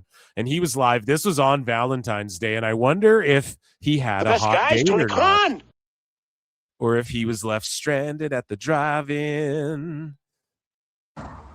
Hey, it's great to see you all. And he's keeping them shorter. He's keeping them shorter. He's listening to Phil Marks. He's keeping it shorter, 3 minutes, 5 minutes. Hey, it's great to see you all. Wow, it doesn't sound too exciting. Hey, Doesn't it's sound great too to see great. you all. Happy Valentine's Day. I hope you're having a great weekend. And moments from now, AEW Grand Slam Australia begins. 8 p.m. Eastern, 7 p.m. I'm not there. I'm on the Super Yacht Kismet. It shipped me in to Australia. I'm super fucking rich. I don't know if you know that. This is great. Central on TNT tonight and on HBO Max. Sydney's such a beautiful city. We're having a great weekend here. You don't want to miss this show. It's going to be absolutely a fantastic wrestling show, and it starts minutes from now. And I just wanted to let you know you don't want to miss this one. It should be a fantastic. You don't want to miss it, but I'm going to miss it because I got a hot date on the Super Yacht Kismet. Fuck that AEW's nerd shit. I got a bad bitch. Toads, I'm dating Bonnie Blue. She's on OnlyFans. Fantastic event. We're having a great run of AEW events in 2026, coming off a great 2025, and so far 2026 has been an awesome year for AEW. And I hope you're all having an amazing Valentine's Day. I just wanted to let you all know, first of all, Sydney is a beautiful place. We're going to have a great weekend here in Australia.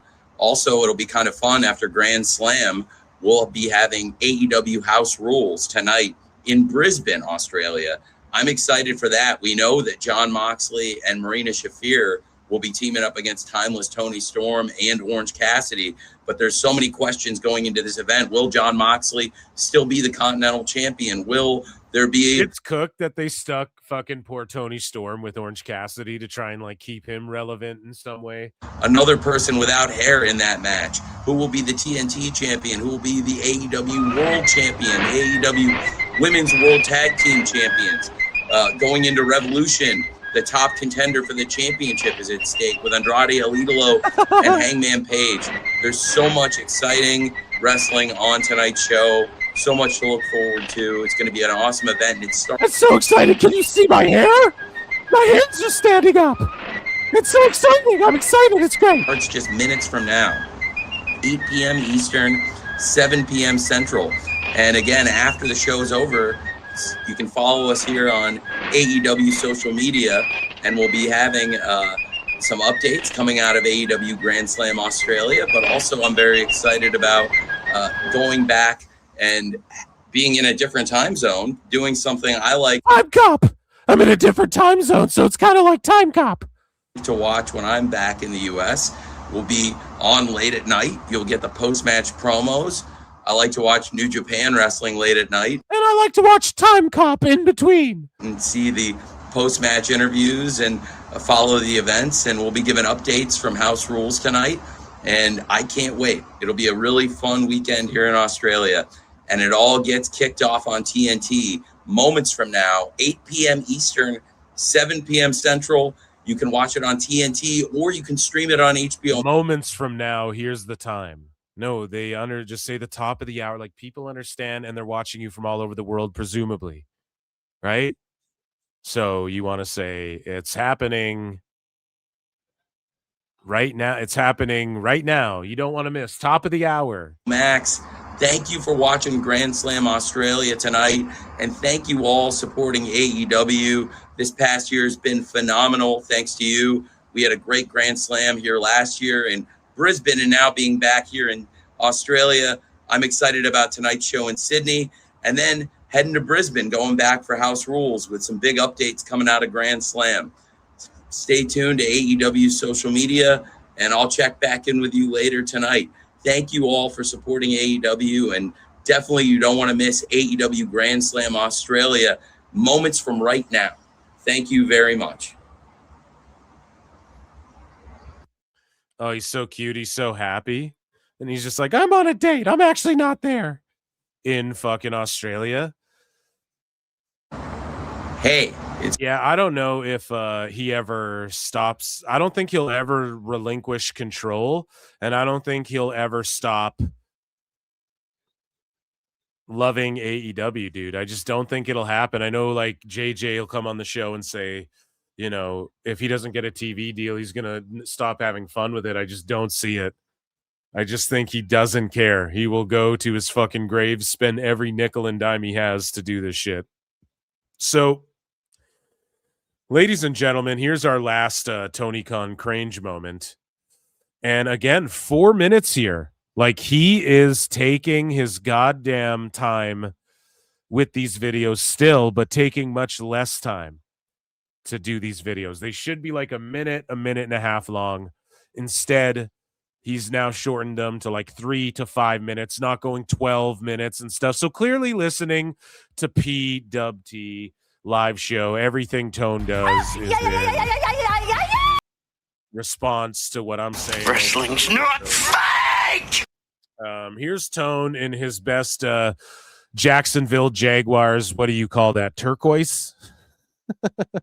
Greeny blue or bluey green? And this time, 2-Cup Tone has and if you take a look, 1 blue cup. Now, the reason for that, which I'll explain, I don't know if people know how this works or not, but it's impossible to stack 2 coffee mugs up, one on top of another. And that's why he doesn't have 2 or 3 cups. However, we see a blue cup here, and it contains what looks to be black liquid. Now, this black liquid is one of 2 things, okay? It's either black coffee with lots of espresso in it, which is what I maintain. He takes Adderall and espresso and drinks coffee black. I've always assumed this. Or it is oil because it's one of Tone's clones, okay? So he has to grease the wheels a bit, and that is pure motor oil, which keeps this Tone bot functioning. It's one of the other folks. We'll get to the bottom of it. But yeah, he's got this blue cup. He's blue cup Tone instead of 2-Cup Tone. And this one's only 5 minutes long. This was this evening before Dynamite went on the air. Hey, it's great to see you. Hey, he tried to switch it up. Hey, it's great to see you. Beautiful Wednesday. I've got some great news. I just got the viewership numbers from AEW Grand Slam Australia. It is way up over last year's show, and it's one of the highest Saturday AEW Collision numbers ever in the regular time slot. Very excited. That was great. And here in Sacramento, everybody's fired up for a big Wednesday night Dynamite tonight. There's so much to look forward to tonight. I'm really excited about this show. And I have to say, coming back from Grand Slam Australia, it was a hard week of travel. But here in Sacramento tonight, we've been hit with a number of wrestlers, not only with injuries, but also illness. Thankfully, none of the announced matches are affected. We have a huge lineup tonight. We've got Everyone's hurt and fucked up and sick, and the travel was rough, but thankfully, none of the wrestlers, we have so many people on the roster.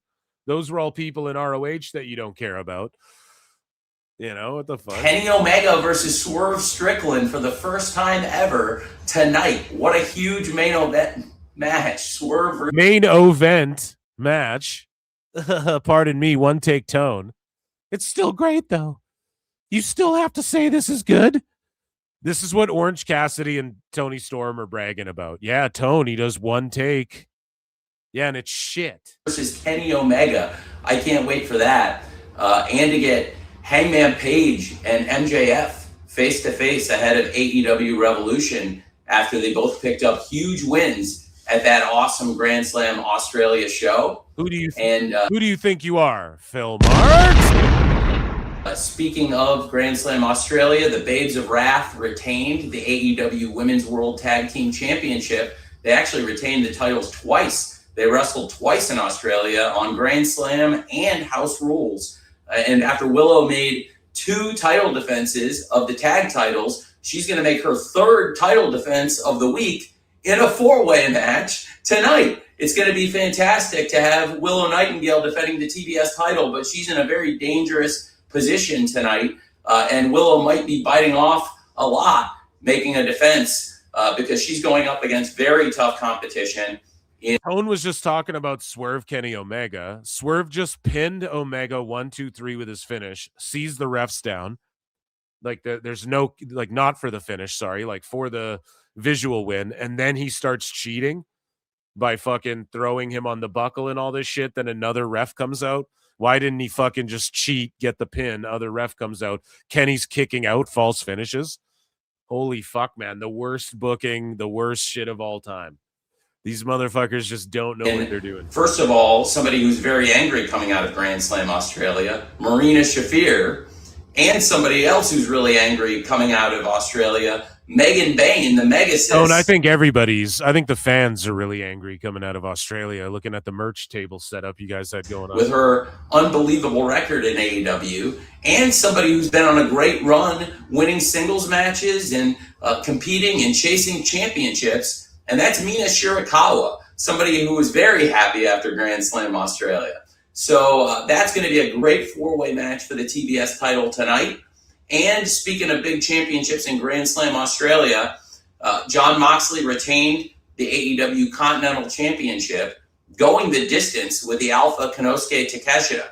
Now, one of the hardest hitters, somebody known as one of the best wrestlers out of Australia, the very dangerous Mark Davis. He wants payback against Mox. Mox got involved in Mark Davis's tag team championship match, and Mark Davis's partner and stablemate in the Don Callis family, Konosuke Takeshita, and his partners in the Don Callis family in the Continental Classic. Oh, and if it takes, imagine like Elevator pitched this to me and you had to explain all this shit.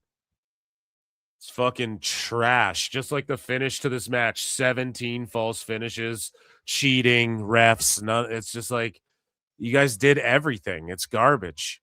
Tone, have some fucking quality control over these backstage segments and these fucking shitty matches. Have all run up against Jon Moxley. I know I want to see this match tonight. I'm really excited about the Continental title eliminator, Jon Moxley versus Mark Davis tonight. So that's huge stakes, huge matches, and more to be announced. We've been hit hard. A lot of the wrestlers I want to use additionally to that are not here due to illness or unavailable due to injury. So we're making some changes. It's going to be a great show today. And this is really a great time for AEW to shine. Not only a lot of great news, great viewership, a lot of buzz around the shows, but also just really when you think back, classic AEW, making changes and pivots is something that AEW has always done very, very well. Whether it was What do you mean all the changes and pivots have been bad? You pivoted away from Punk, wasn't good. Pivoted away from Rhodes, wasn't good. Pivoted into Jericho. They chanted, please retire. None of the pivots have been good, Tone. back in Daly's place or hundreds of shows now, lots of Wednesdays we spent together, and it's going to be a great Wednesday night tonight. Like I said, we have a huge lineup, including Kenny Omega versus Swerve Strickland, the TBS Championship match, Willow Nightingale versus Marina Shafir versus Mina Shirakawa versus Megan Bain, the AEW Continental title eliminator, Jon Moxley versus Mark Davis. So much to look forward to. Great action, plus MJF and Hangman Page face-to-face on Wednesday Night Dynamite, and it's coming up just hours from now on TBS and HBO Max. You don't want to miss it. It's going to be a great show. AEW's on a fantastic run in 2026. Don't miss AEW Dynamite tonight, 8 p.m. Eastern, 7 p.m. Central on TBS and HBO Max. I will see you tonight. And then there's this girl intern's fingers. Yeah, I mean, Tone is just really desperate and delusional. That's all I can fucking say about that. That was the best guys, Tony Khan. Round of applause for that segment. Round of applause.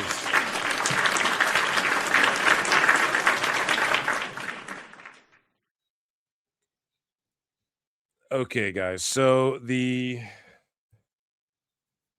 again, this overrun has just been tremendous.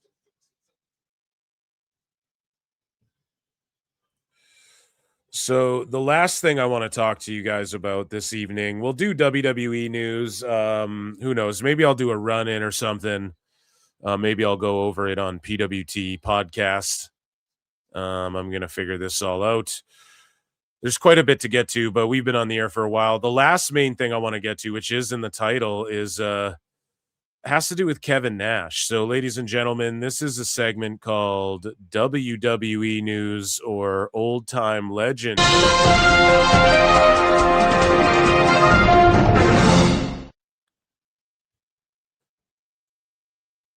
So Kevin Nash had this to say about Javon Evans, and it caused a bunch of meltdowns and turmoil and drama, and everybody wanted to run Kevin Nash off of the fucking internet, essentially, and they were trashing him. I saw people call him MAGA and all this kind of shit. Oh, this is like Trump. And it's like, I don't know, man. He's the most he's like a super Democrat guy, I thought. But maybe it's projection. I don't know. I don't know, right? I'm just joking around when it comes to that shit because I really don't know how it would be like Trump to say what he said. I just think he's saying a really dumb fucking thing that people got upset about. And so Kevin Nash had this to say about Javon Evans, which it's cringe. Get ready to cringe. He's an incredible athlete.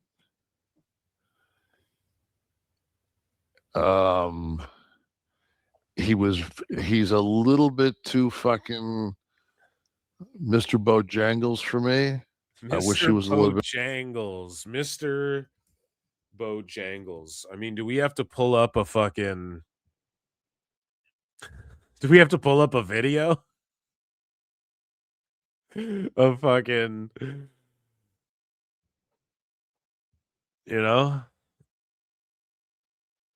I just don't. It's just a weird thing to say. More urban. Be a little more urban. It's Netflix. Like Wu-Tang. I understand there's a big fucking world out there besides the one that fucking 66-year-old Detroit boy Kevin Nash wants, but I just want him to have a little bit of an edge. But if he's not going to have an edge, then he knows how to throw. He can strike. Like, he throws a good punch. Fucking take your time and throw a good punch. Maybe put 2 or 3 together. Something where fucking you tell me if this shit was real, all this athleticism I have, I can use. Not if this shit was real, motherfucker, I would cartwheel off your motherfucking body like you would never see. It's being in a fight. We always come back to this, right? I mean, I get what he's trying to say, but to be like Mr. Bojangles and more like fucking, he's too Prince. I need him to be more, whatever. I don't know. It's just, people took it the wrong way. Absolutely. And so Kevin Nash, he faced backlashes. So he said something about Uncle Tom as well. And I don't want to vomit induce anybody with the scrolling, but yeah, I just need to make sure that I get this all in context here. So what Kevin Nash said here, he responded to someone because this clip went out from Click This, and he issued a public statement on February 17 addressing the backlash over his Mr. Bojangles and more urban remarks. Okay. And I think I have the fucking response somewhere. I thought I did. And so there was an edited apology. Kevin Nash deleted his fucking post. Yeah. See, I did have it bookmarked, but he deleted what he said with the Uncle Tom thing. So hopefully we can get it in context here. But he got into an argument, I think, with some comedian as well or something. But this guy's like, after everything, won't change my life either way is an interesting place to land. Not open to learn, not open to growth, no commitment to do better. Nothing. Won't change his life either way. Cool. And he was like kind of arguing with some comedian, and he was like, oh, it doesn't matter to me. Keep being this way, and it doesn't affect my life. And this dude's like, yo, that's whack, Kev.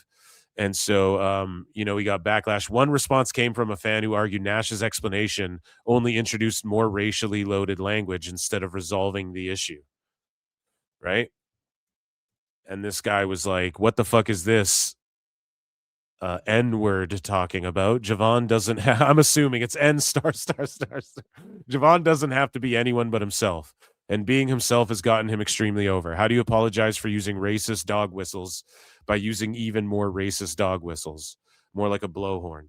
Yeah, guys, stop saying dog whistle. Not everything's a dog whistle. Nash was overt in what he was saying. Now, he's not being, I don't think he's a racist who hates black people in his heart, but he's an older fucking white, maybe a little more ignorant than the more socially aware people in 2026. You know what I mean? It's not like he's a hateful, I hate black people, or it's not that, but it is a little racialist. Just the way he fucking said it. You can't blame someone for taking that racially or whatever, like racially offensive is what I mean to say, right? Or insensitive or whatever the fuck. So we take a look here. I want to see Kevin Nash's apology, man, that people are getting. I had it fucking bookmarked, but I think it's deleted. So he's an incredible athlete. He's a little bit too fucking Mr. Bojangles for me. What did he say about Uncle Tom? I just want to quote it all so you don't think people are being okay, so he says, how often have you heard the term Uncle Tom? Most likely it was used in a degrading way. That's what Nash says. And he goes, Uncle Tom was, if you've actually read the literature, Uncle Tom was whipped to death for helping free 2 female slaves. I apologize for the use of the term Mr. Bojangles. It was in poor taste and obviously offensive. I just see talent being pushed in a direction that I disagree with. He should be the male version of Sol Ruka, more contemporary than urban. Funny how I'm usually the only person who pays attention to the development of black talent. Buddy. Oh my God, Nash. God damn. He had a Cuervo with him the whole time too. Oh my God. That it just couldn't be further from the truth in that regard either. But he did say something about Uncle Tom, like, do you want to be New Jack or Uncle Tom or whatever the fuck? And it's like, buddy, you're just digging the fucking hole. So Forbes contributor Alfred Kunowa said, these are word-for-word talking points that black Republicans use to defend Trump. What? The fact that they're coming out of the mouth of a self-proclaimed liberal like Kevin Nash tells you everything you need to know about how detrimental white liberals are to the black community. Damn, dude. I don't know about all that. I got to be perfectly honest. I would have to hear him like explain what he means by that, or how, and give me like a quote from someone else or something. I'm obviously not seeing it. Friend of the show, Alfred Kunowa. So he says, so you don't like when the shoe, who is this? Is this other fans focus less on politics? Said, so you don't like when the shoe is on the other foot. You have no problem calling half the country racist or Nazis, but the second you get called a racialist, it's a different story. You are racist. Fair enough. This guy said, he responded to the Uncle Tom thing and says, if no one will, I'll hear. The Uncle Tom you're talking about is vastly different than the derogatory stereotype. Want to know why? White people wrote minstrel shows reimagined to become the slur we know today. Remember, Stowe was a woman that created moral black hero in 1852. Yeah, I mean, listen, I've only ever known when you call someone Uncle Tom, that's like derogatory. That's the only way I've ever known it my whole life. So he's like, well, actually, if you know the history behind the context of the fucking, words and terminologies change and shit. So I don't know, but it's a dude's name that has been like, it's used to like degrade people, at least as far as my knowledge goes. I don't know. So Kevin Nash, he's tapped in with the black culture there, I guess. Oh my God, dude. Oh man, people are just Shut up, fucking bitch. so After deleting his original apology regarding the comments about Javon, he went on to say, yeah, I apologize for the use of the term Mr. Bojangles. He says, no worries. I won't. And then he deleted this one. This is the one he deleted as well. Like when responding to like a comedian, I think, or some host of some show. And Nash said, no worries. I won't make the mistake of saying anything about the young OG. I've read the comments and I agree. If he fails, it's on him. Haven't seen a comment from anyone who's made millions in the business. I didn't coin him an original gangster. Won't change my life either way. And so again, he doesn't understand like young OG. God damn, it's just such a boomer thing, like, oh, original gangster, you know? It's like, yeah, that's what it means, but that's not what it means. And I don't expect Nash to know this shit. But the way he's like, won't change my life either way. And then he deleted this post, and why? Because that other tweet that I read is correct. Like, yeah, dude, calling yourself YOG, like the young OG, it does mean original gangster, you're right, but that's like that's not like what it means, you know? And someone could explain that to you, but you don't fucking, it is what it means, but it's not like why. It's not, it's just the old head thing, original gangsta. You know, that's like some Ice-T shit. To like go on that and go, I didn't call him that. Original gangster means he's got to be like New Jack. Nah, dude, that's not why. That's not what he means when he calls himself young OG, but whatever. It is what it is. And he says if he fails, it's on him. Haven't seen a comment from anyone who's made millions in the business. Yeah, because they all work in the Fed and they're trying to get this kid over. You're fucking burying him. You know? And yeah, Javon works because he's his own guy. And he does his own thing, and he's unique in his own way. So just an out of touch sort of weird critique, I guess. And clearly people aren't mistaken in that assessment because it outraged some folks. And so we actually have Alfred Kunawa. He put together a quick little edit, one of his excellent minute 30 edits that you can find on Pro Wrestling Bits, which is his YouTube channel at This Is Nasty. Shout out, Alfred. I'll get him on to review some wrestling with me and not necessarily fucking interview style shit where we catch up. We'll do like reviews or something like that. But here is his little take on this, his little pro wrestling bit, as it's called. Or big. We should call it big. His channel's doing really well. Alfred's doing really well for himself and whatnot. So and shout out Alfred, and glad he got his Twitter back too. He got hacked there. Him and Disco got hacked by the same fucking scam that was going around everywhere. Big Cracker Cool Kevin Nash said Big Cracker Cool goes full cracker. Now there are people who are offended when they say like, why are people allowed to call white people crackers and stuff like that? And yeah, I'll just point that out too. So I'm sure if I look in the comments of this, Alfred outraged a bunch of people too. The dumbest shit you'll ever hear an O-Face say this Black History Month. When commentating on breakout superstar Javon Evans, Nash said Mr. Bojangles needs to be more urban and add more edge. He's a little bit too fucking Mr. Bojangles for me. I wish he was a little bit more urban. I don't know or care what white people have to say in response, but I do know what my people are saying. Humanity of the Joe Budden podcast said, what makes Kevin Nash think referring to a black man as Bojangles is okay?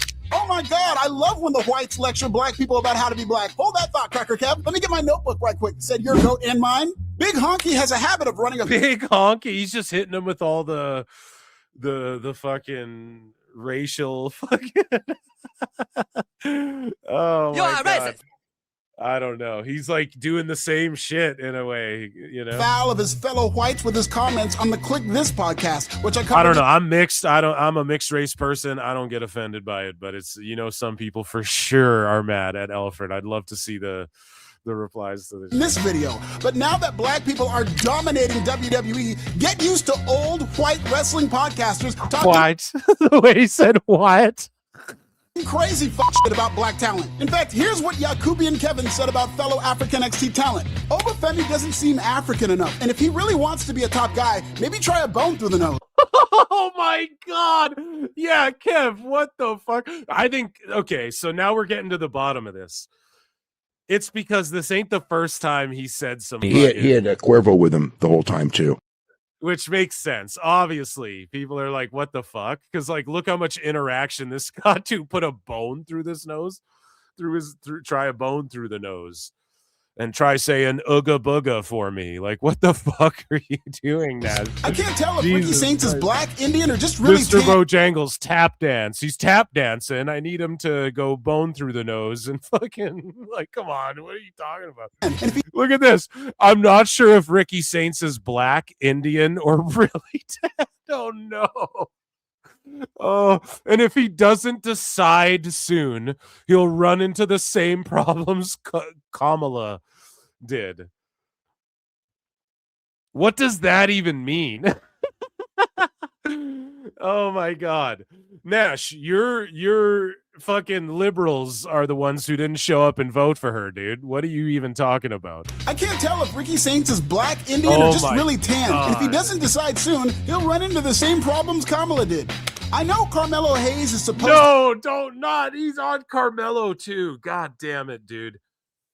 I know Carmelo Hayes is supposed to be black and everything, but he sounds so smart. What the fuck does that mean? Oh my God. I swear that's like an old I want to say Chris Rock bit, or well, Chris Rock tells the jokes like, nah, people be like, they fucking, I didn't go to jail and I pay my bills. And it's like, well, welcome to being fucking grown up. Someone tells a joke where it's like, oh, he sounds so, what do they say about Obama? He sounds intelligent, motherfucker. So he sounds like an adult. Like, what does, it's that old bit. And Nash is out here saying this. God damn it. And Nash said before too, this is why this is an L. I didn't watch this video before. So this is why this is an L. Because Kev is like, oh, I'm the only one who notices what's wrong with black people in WWE or black talent in WWE. And it's like, Kev, they're getting over there. Like they're black talent are getting over African XT, as Alfred called it. It's working. And the people who don't get it are like observer readers and Dave and you, I guess. And you're like, oh, Carmelo sounds so smart, as opposed to what? Is he supposed to be all hood and quote unquote ghetto and shit? Like, what is the point here? He's a fucking intelligent young man who's incredibly athletic. Like, what the fuck are we talking about, dude? to be black and everything, but he sounds so smart. He should act more like Trick He Williams. should act more like Trick. Well, Trick is Trick. What do you mean? Start saying lemon pepper steppers? What the fuck does this even mean? Oh my God. I can't understand Trick Williams' ebonics. He needs to learn English, or I'm going to protest his segments by switching over to the more American AEW. Culturally clueless. I can't. So listen. So right here, this is why it's an L. I'm sorry. I thought that I started this video by thinking my guy Alfred was going too fucking hard on Nash. Honestly, I was like, damn, he's going hard on him. But look at this astonishing hypocrisy from Kevin Nash. This is astonishing Dave Meltzer level of hypocrisy. Nash says, I know Carmelo Hayes is supposed to be black and everything, but he sounds so smart. He needs to be more like Trick if he wants to get over. Now look at the He next sounds tweet. so smart. He should act more like Trick Williams. I can't understand Trick. The same goddamn day. This is the same fucking day. The same day. Nash goes, I can't understand Trick Williams's ebonics. Are you fucking? You fucked up! You fucked up! You fucked up! The same day. He tweets out, I can't understand Trick Williams's ebonics. Carmelo Hayes is supposed to be black and everything, but he sounds so smart. So what are you saying, Nash, that he should speak with more ebonics? He needs to talk more jive for you, turkey. What do you, you know what I mean? Like, what are you fucking talking about? He needs better ebonics or what? He needs his Urban Dictionary. He needs to start letting his Urban Dictionary terminologies go. Like, what are you implying? And then the very next tweet, or I don't know if it's the next tweet, but the same day, February 7th, I can't understand Trick Williams' Ebonics. He needs to learn English, or I'm going to protest his segments by switching over to the more American product in AEW. If that's a joke, that's a terrible attempt at a joke. That's all I'm saying. He needs to learn English, or I'm going to protest his segments by switching over to the more American AEW. Culturally, take the fucking racial aspect out of it. Let's put that aside. What an insanely hypocritical thing to tweet out on the same day. Oh man, Tony Storm needs to talk more like Chris Statlander. I don't understand what Chris Statlander is saying. You know what I mean? Like, you could just, that alone is like, bro, you deserve to get roasted for that. Willis Crackers commentating about black people on the come up will make for some of the most unintentionally entertaining content in wrestling, because that was legit. And I'm going to give Alfred props for this as well. That was unintentionally entertaining for me. I did not see that twist and turn coming.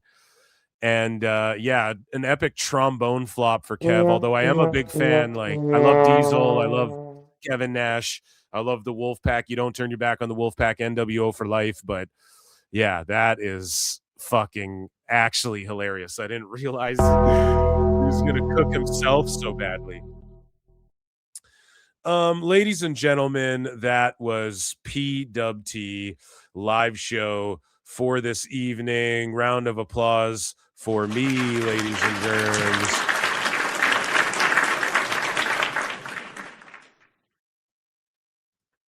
Thank you all for tuning in.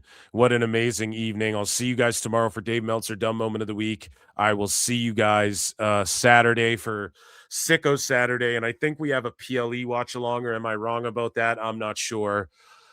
Let's turn up. Let's get lit. Be good to each other. Drink lots of water. I'm going to try and sleep off this head cold a little bit. I've been Phil Marks, and yeah, I appreciate you all, and I'll see you in the Upside Down. I might do a run-in, catch up on some news and stuff like that, but right now I'm going to catch up on some Z's, man.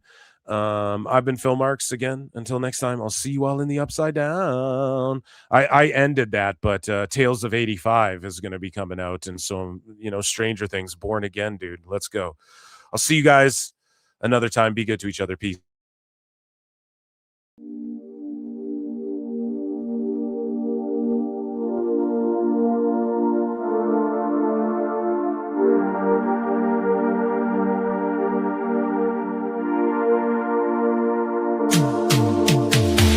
Every booking is golden, you see. Perfect cards crafted for you and me. Yeah, the best guy's Tony Khan, it's true. Triple cup, best damn booker in the land. 3 red cups stacked up, always in command. Triple cup, living legend of the fight. Just a call away from making it right. Never see him back hard, no way. Got the whole roster locked in for the day. A Crimson Tower, modern art. Triple cup, triple cup. Every booking is golden, you see. Perfect cards crafted for you and me. Yeah, the best guy's Tony Khan, it's true. Triple cup, best damn booker in the land. 3 red cups stacked up, always in command. Triple cup, living legend of the fight.